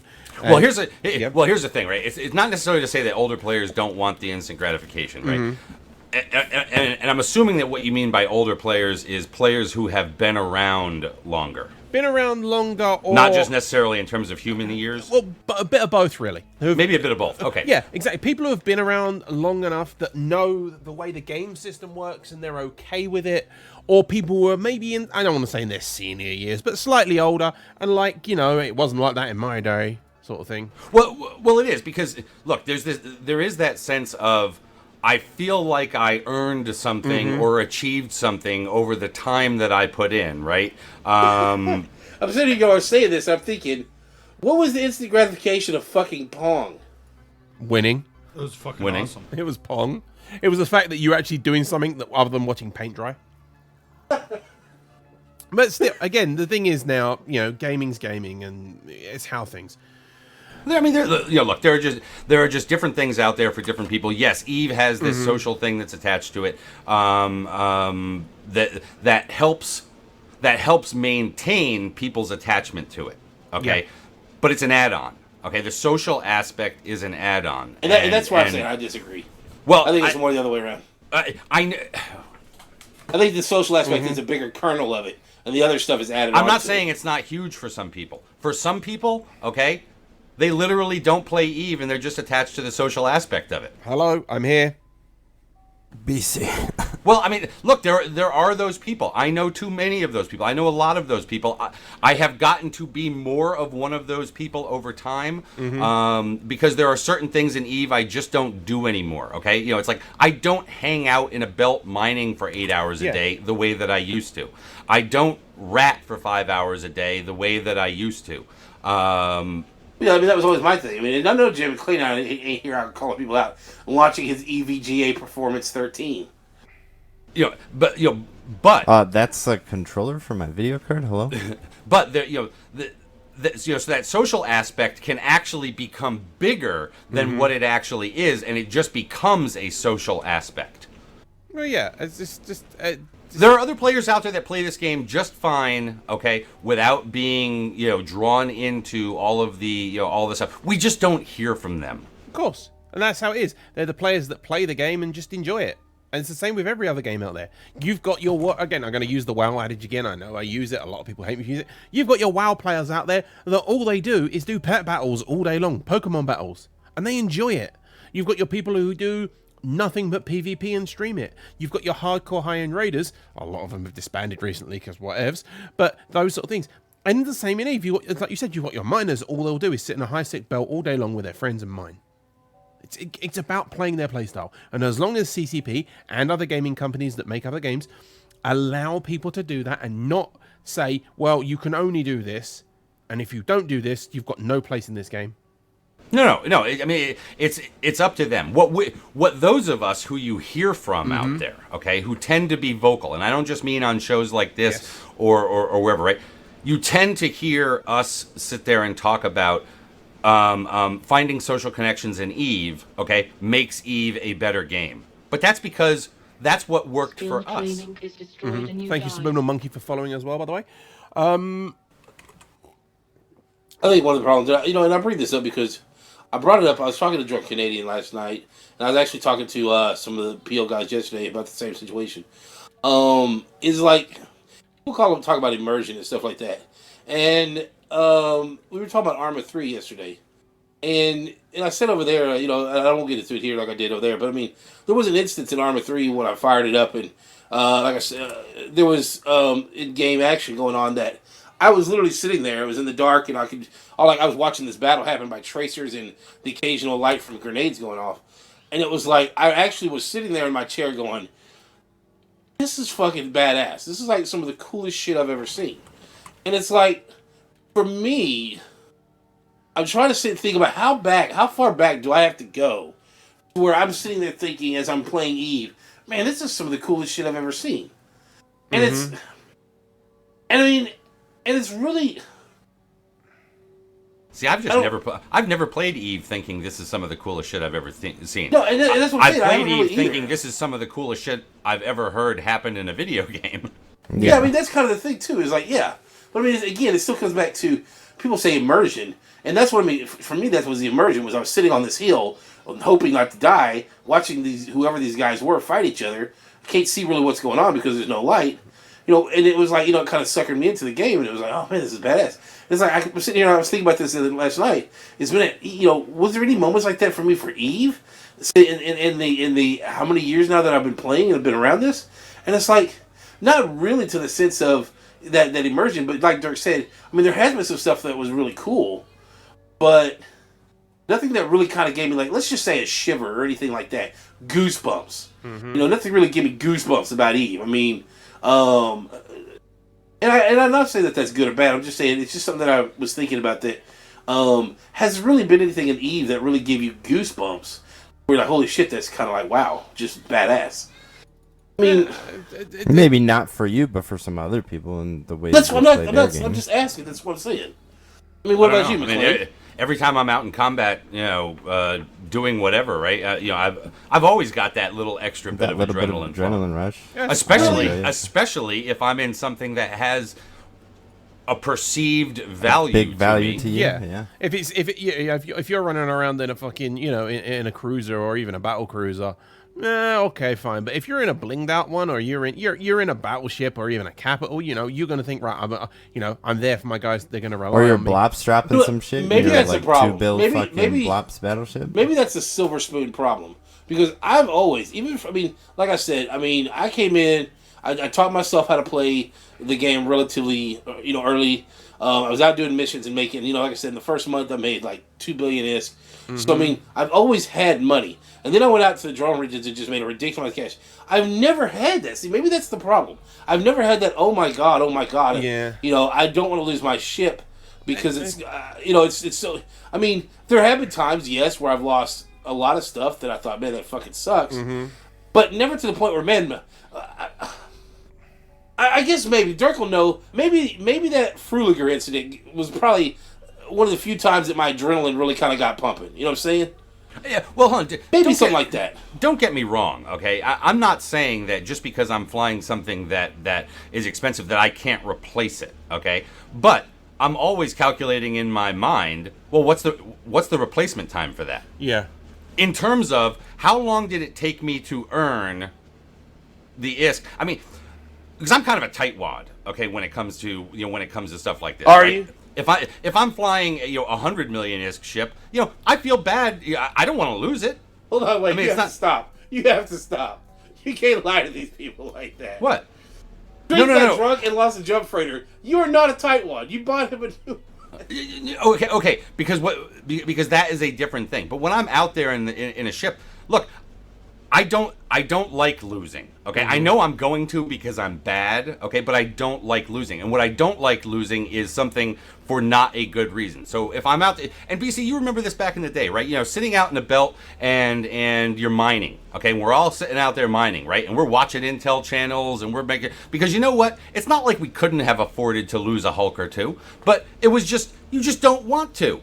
There's no reason to. There's no reason. Yeah, I mean, you can do things that limited or alleviated the loss. I mean, Well, exactly. correct. It's the start. It's not about the money as much. I mean, granted, the higher the money, right, the more. Well, I don't want to lose that for no good reason. Mm-hmm. But then again, you know what? If I go into a fleet battle, okay, I sit there and know, you know what? I'm a shooter and I'm a potential target. And I know that at any given time, if I don't broadcast fast enough or if I get called primary by an Alpha Force or whatever, it's like I'm dead. Now, I'm not going to walk away from that going, oh, man, my game just ended. Mm-hmm. But I can tell you what, when I'm moving my super around there,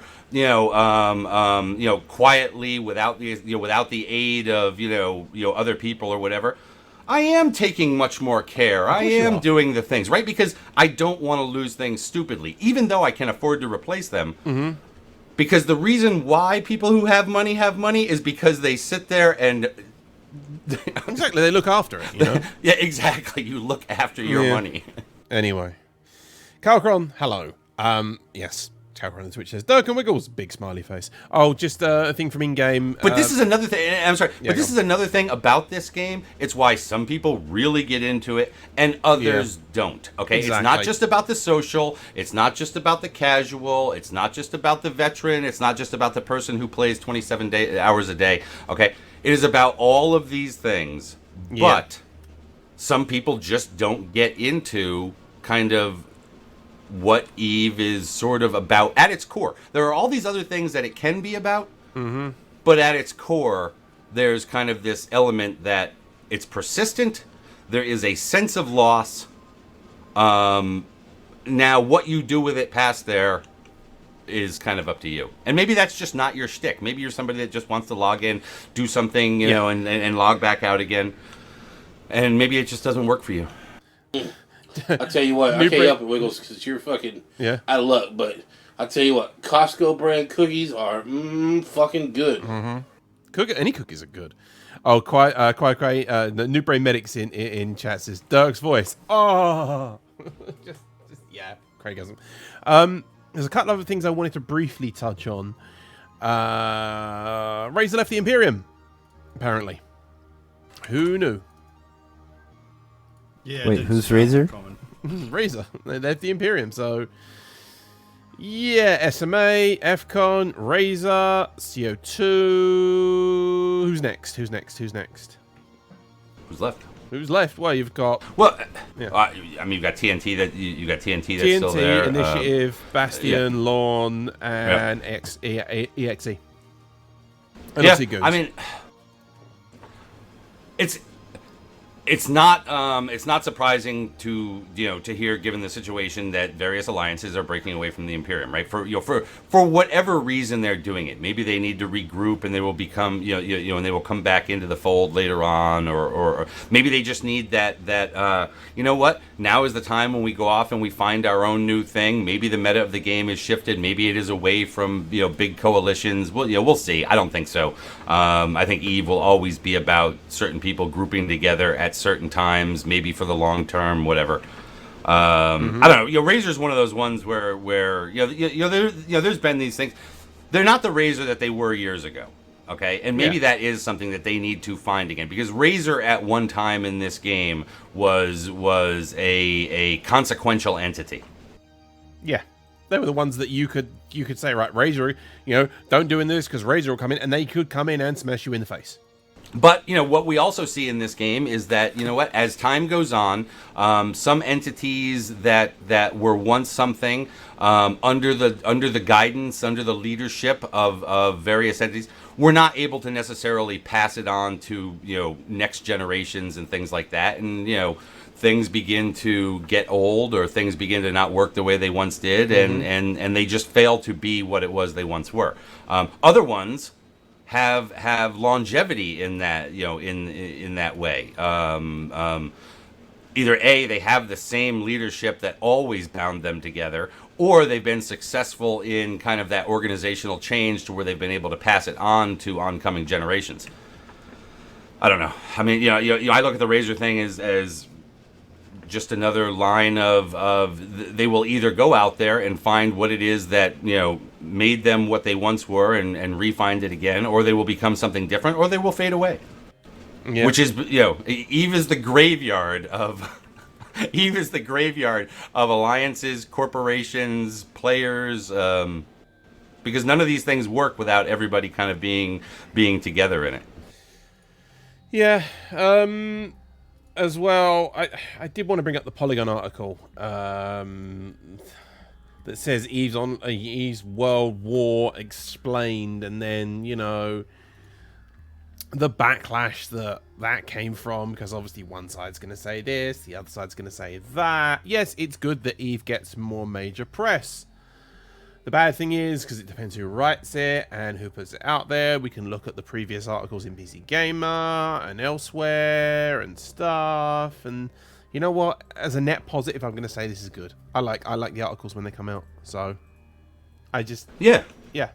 I'd rather them be there. And we should always expect that there's going to be spin and or propaganda that is associated with them. And here's the thing, right? What we shouldn't do is we shouldn't bitch about the fact of, well, this article's a lie. Okay? Yeah. Well, you know what? If you're educated enough to know what is and is not either true or completely fabricated or spin or whatever in these things, great.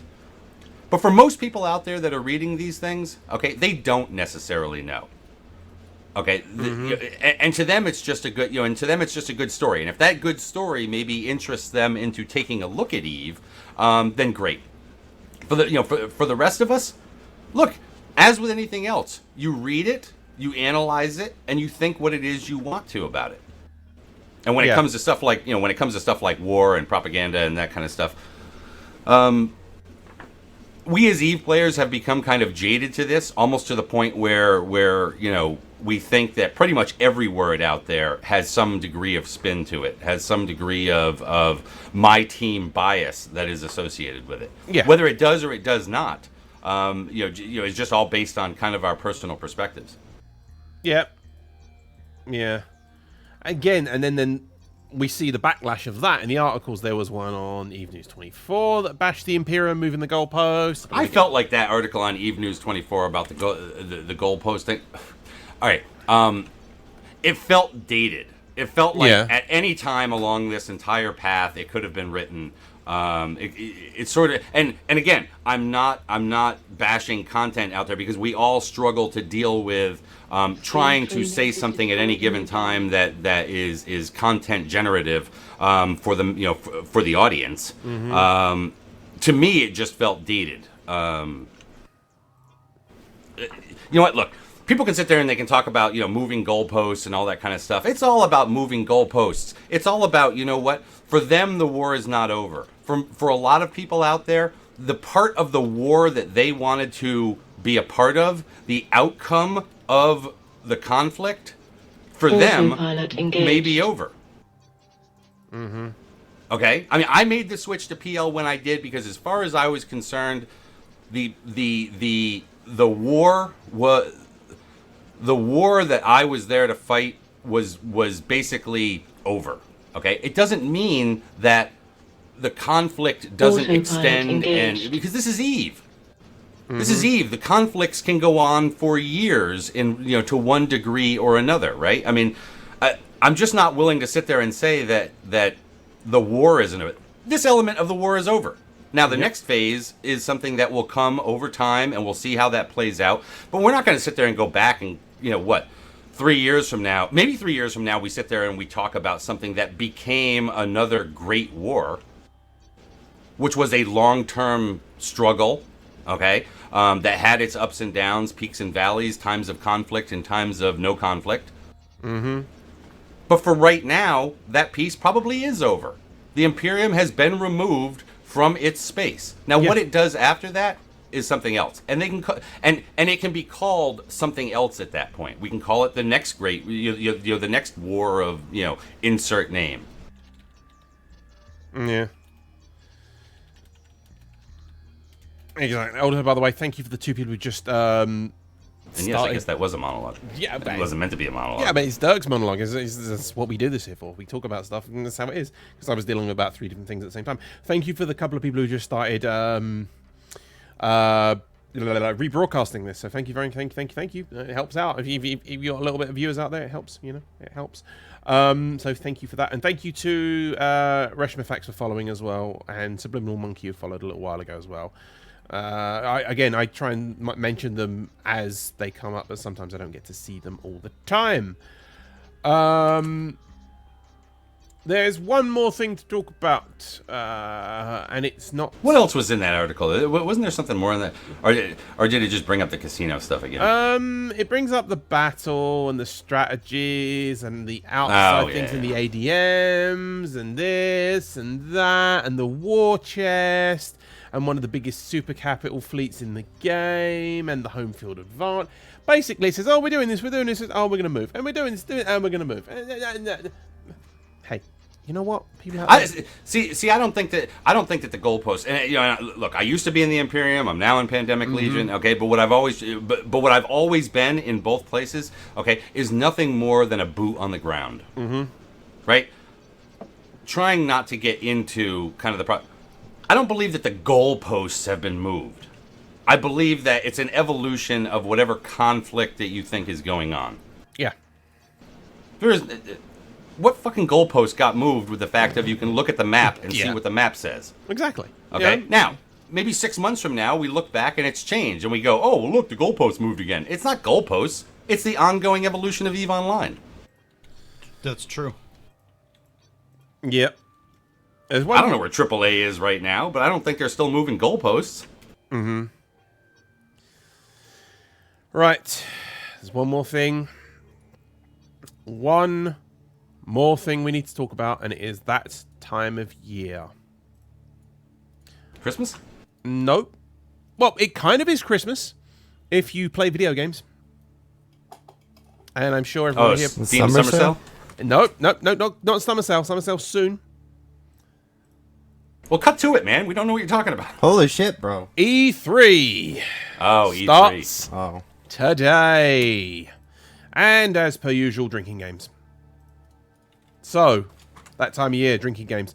I am now linking in the channel one of the drinking games I found for E3 this year. Starting with, and I'll link the schedule as well. We got really. No brain says Alliance tournament. Yeah, no.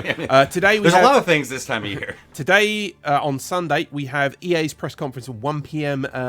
Pacific. So putting that in GMT, you're looking at 10 p.m. I'm sorry, 8 o'clock GMT. Bethesda is at 7 p.m. Pacific. So that's fucking 2 a.m. GMT. Microsoft 9:30 a.m. tomorrow morning, which is the lovely time of 5:30 in the afternoon, 4:30 in the afternoon. Then you've got the PC Gamer one, which they did last year. But a lot of people didn't like it. It was good. It'll be better this year. Ubisoft and Sony, and then Nintendo, which is Treehouse only, which is they're online only. Now, is that when Ubi's going to be talking about Ghost Recon? Well, the thing is, they'll talk about Ghost Recon in there. Is it PlayStation or is it Xbox this year, or is it PC? Is it? No, I think that's all. If anything, it will then be partially in the PC Gamer one, and then the Ubisoft one. It might be in the Microsoft one as well, because obviously that's how it is. But Yeah. I am kind of looking forward to hearing more about that because again, it's another one of these, you know, supposedly open world type situations. The question will be, well, how much, right? I mean, but hello, it looks, Lieutenant it Dan looks as well. pretty cool. I've noticed. Ghost Recon's had a nice franchise over the and years. I just have to say hello, Lieutenant Dan.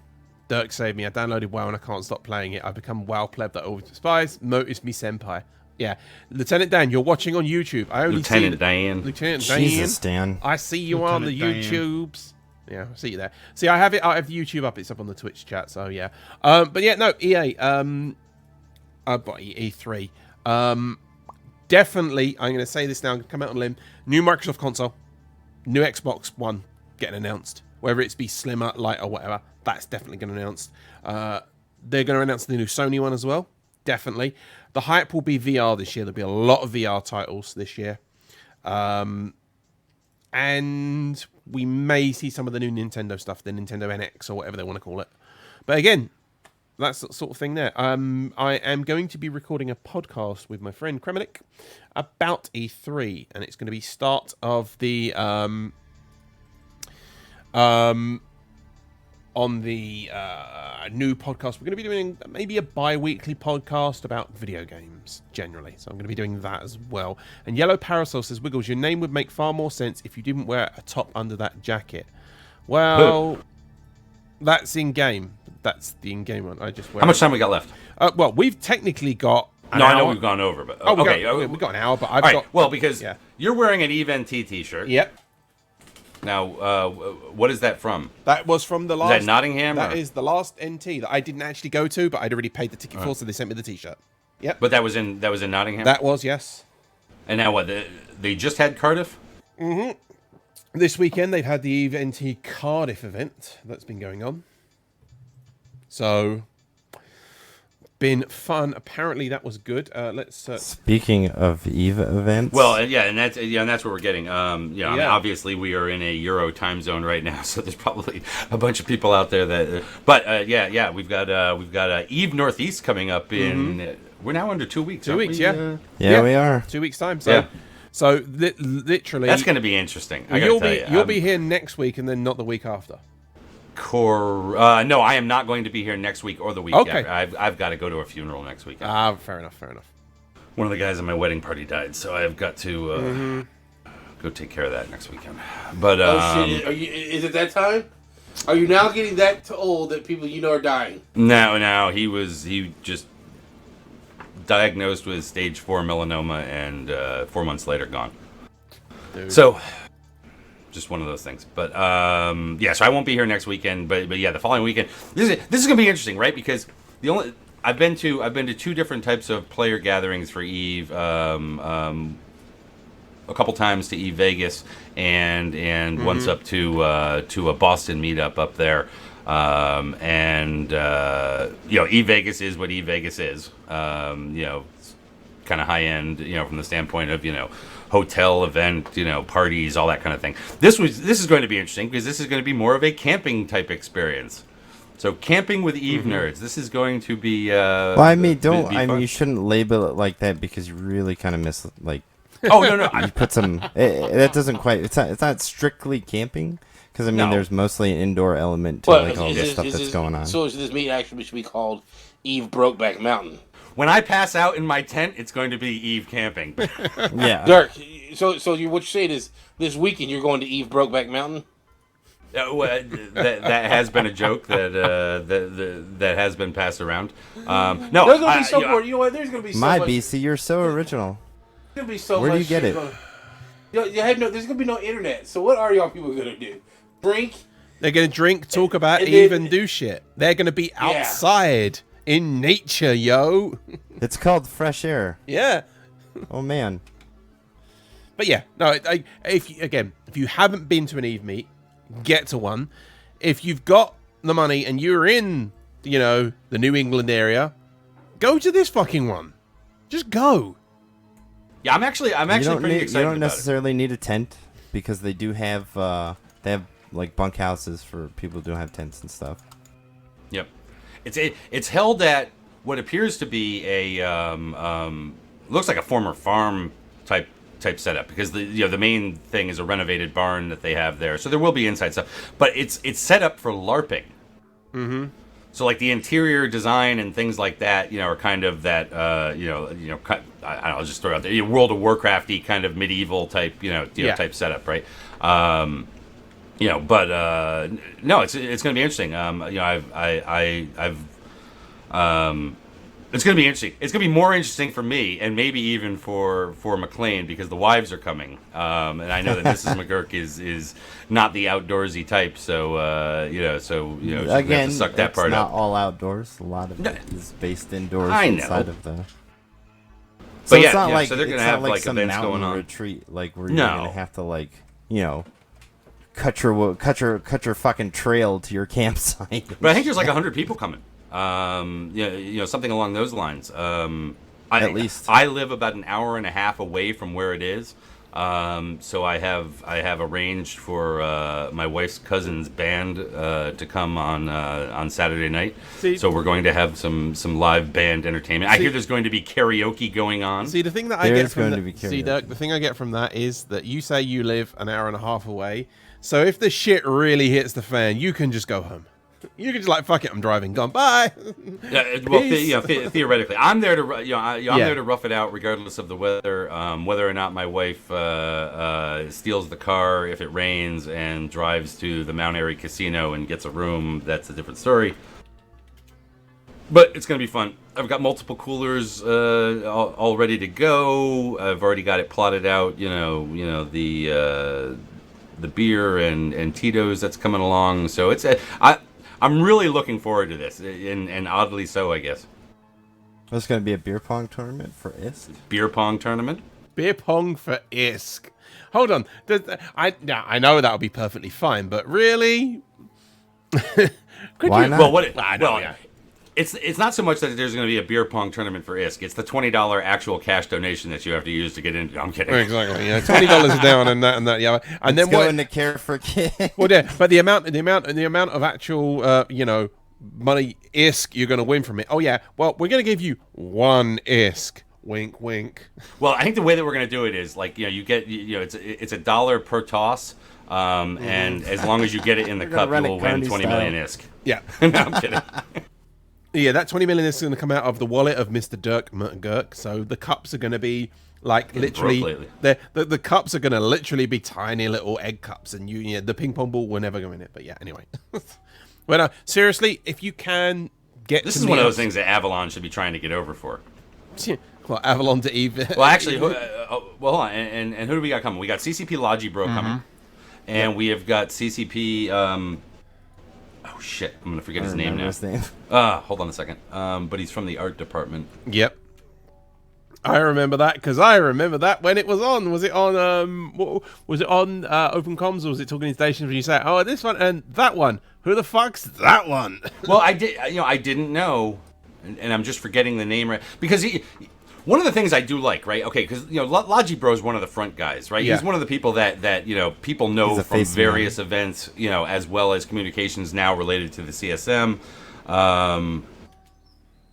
and things like that. It's also good when they send people, that are from the back office, or that are more behind the scenes, because then you get to know them too. And like Avalon's kind of one of those guys, right? He's not one of the devs that are necessarily making, what your ship looks like, better, or creating citadels. Therefore, he doesn't get a whole lot of face time with the player base.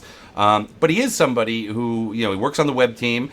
He's also out there and is supportive of various streamers and shows like this one and whatnot. So kind of getting to know some of these CCP guys who are more behind the, and ladies, who are more behind the scene, I think is nice. So, so it's not just like they're only sending face men out. Yeah. And it's CCP Savior. CCP Savior is the other one that's coming. Mm-hmm. Yeah. We'll get him to set up on Twitter and do all the social media stuff. We'll harangue him about it. Yeah. Okay. And as I've said it many times in this show, and I've said it in previous shows, if you can get to Eve Meets, go to them. Whether they be weekend-long retreats like this, where you're there for 2-3 days and out there camping in the woods, you're in Vegas for, about a part of a weekend or whatever, Or it's just a small meet-up like Cardiff was this weekend, or what London is, you know? That you sit in a pub and have a drink with someone for a couple of hours, to chat about Eve, chat about real life stuff. And it can be, look, it can be difficult, right? To go and show up at something where maybe you're not meeting somebody like, you know, hey, bro, if you go, I'll go, kind of a thing. Yeah.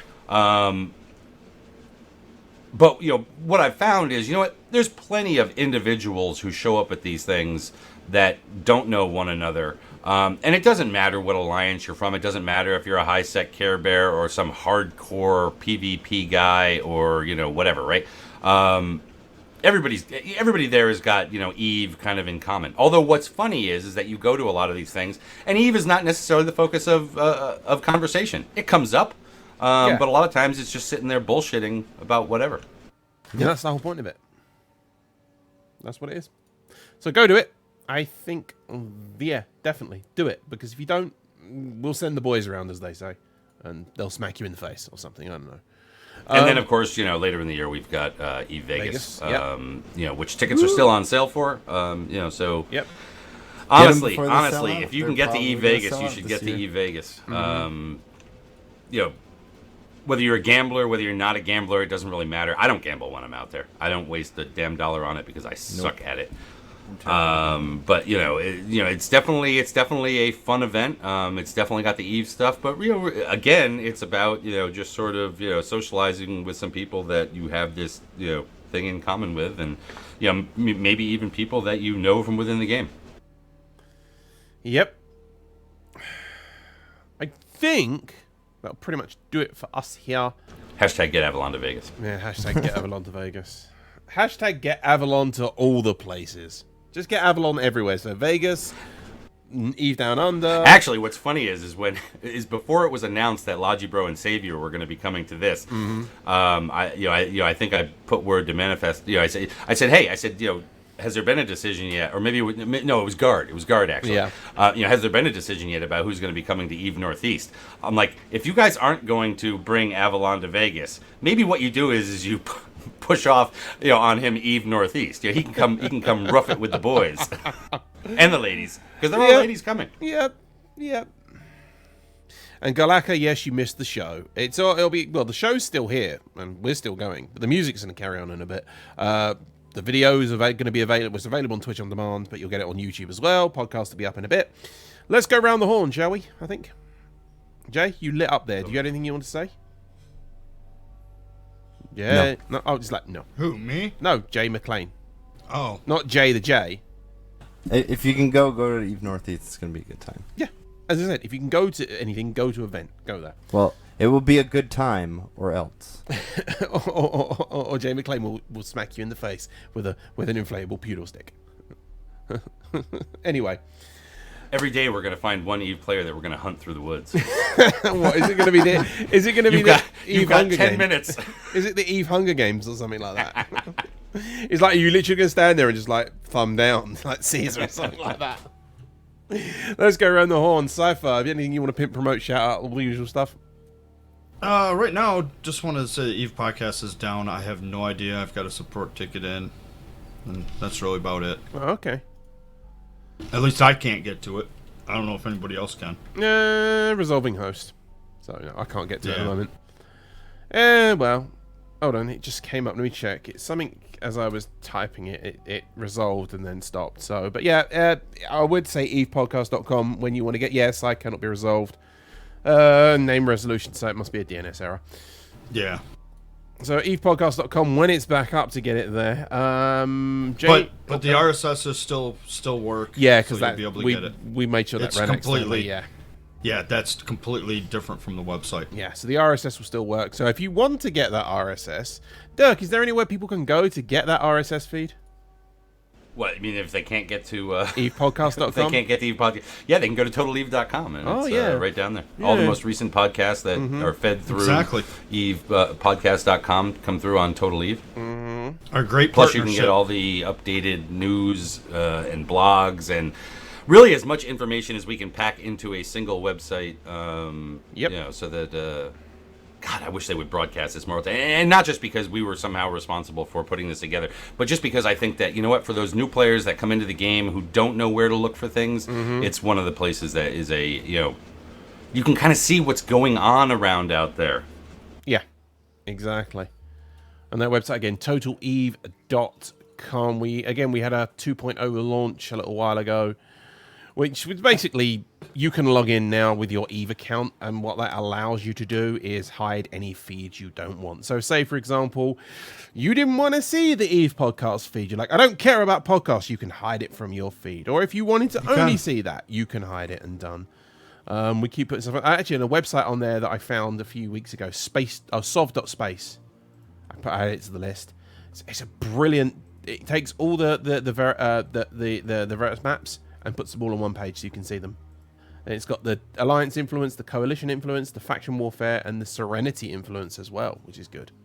So I put that on there as well. So there's that. Mr. J. McLean, anything that you want to pimp, promote, shout out? I already did it. Even Northeast. Come on out. Yeah, I know. But anything else? No. Just leave me alone. Just leave you alone. Just everybody leave me alone. So if anyone's at Eve Northeast, they shouldn't come up to you and go, "You need a hug," and just give you a. You should totally sneak up on McLean in the middle of the night. That would be ill-advised. I will not take responsibility for what happens to you. Yeah, well, it's how it is. So, so yeah, pretty much that is it for me. Again, eve-radio.com, where you're listening to right now. You can also catch gaming, all the new information for the new website on gamingnow.net, which is the brand new website for Eve Radio. Well, it's basically the new. It's a work in progress. Gamingnow.net. Go there, break it, try and break it, because it's the new home for us, where we're going to have all the stuff for Star Citizen, Elite Dangerous, and other survival games and stuff like that. So it'll be there as Yellow Parasol. Not clicking that, probably hardcore porn. Funnily enough, it doesn't work in game because of scripting. So yeah, as I said, past episodes and show notes can always be found at show.gamingradio.net, where you can find this show. As for me, Twitter, @Wiggles you're in. Cyphers, spelled just type in arsehole on Twitter, you'll find him. Jay McLean's at Eve Bestivus, and Dirk McGurk's at Dirk McGurk. That's pretty much going to do it for this show. For the live listeners, you're going to get music carrying on after. For the podcast listeners, you're going to get the next thing in your podcast feed. So I don't know what that is, but hope it's something good. And thanks if you've caught up with us on Twitch or YouTube. So pretty much that's it. Anyone want to say anything before I press buttons to kill the video and stuff? No, just PC sucks. PC sucks. Yeah, he does in fact kind of suck. No, I just wanted to thank the people who are watching live, because the interaction from the audience also always kind of adds to the value of what little bit of value we bring. Imagine how little the value would be if we didn't also have listener interaction. Exactly. Right, that's it. Thank you. Take care. If you're watching and you want to carry on listening, eve-radio.com or gamingnow.net to carry on a thing. And Syndros, it's so old it can't. Again, thing from the in-game chat. It's not that it's old that it can't load YouTube. It actually can load YouTube for the in-game client. Those things are just turned off. Anyway, we're out of here. Take care. Fly safe. And if you get podded, go to the forums. Whine and complain. Why not?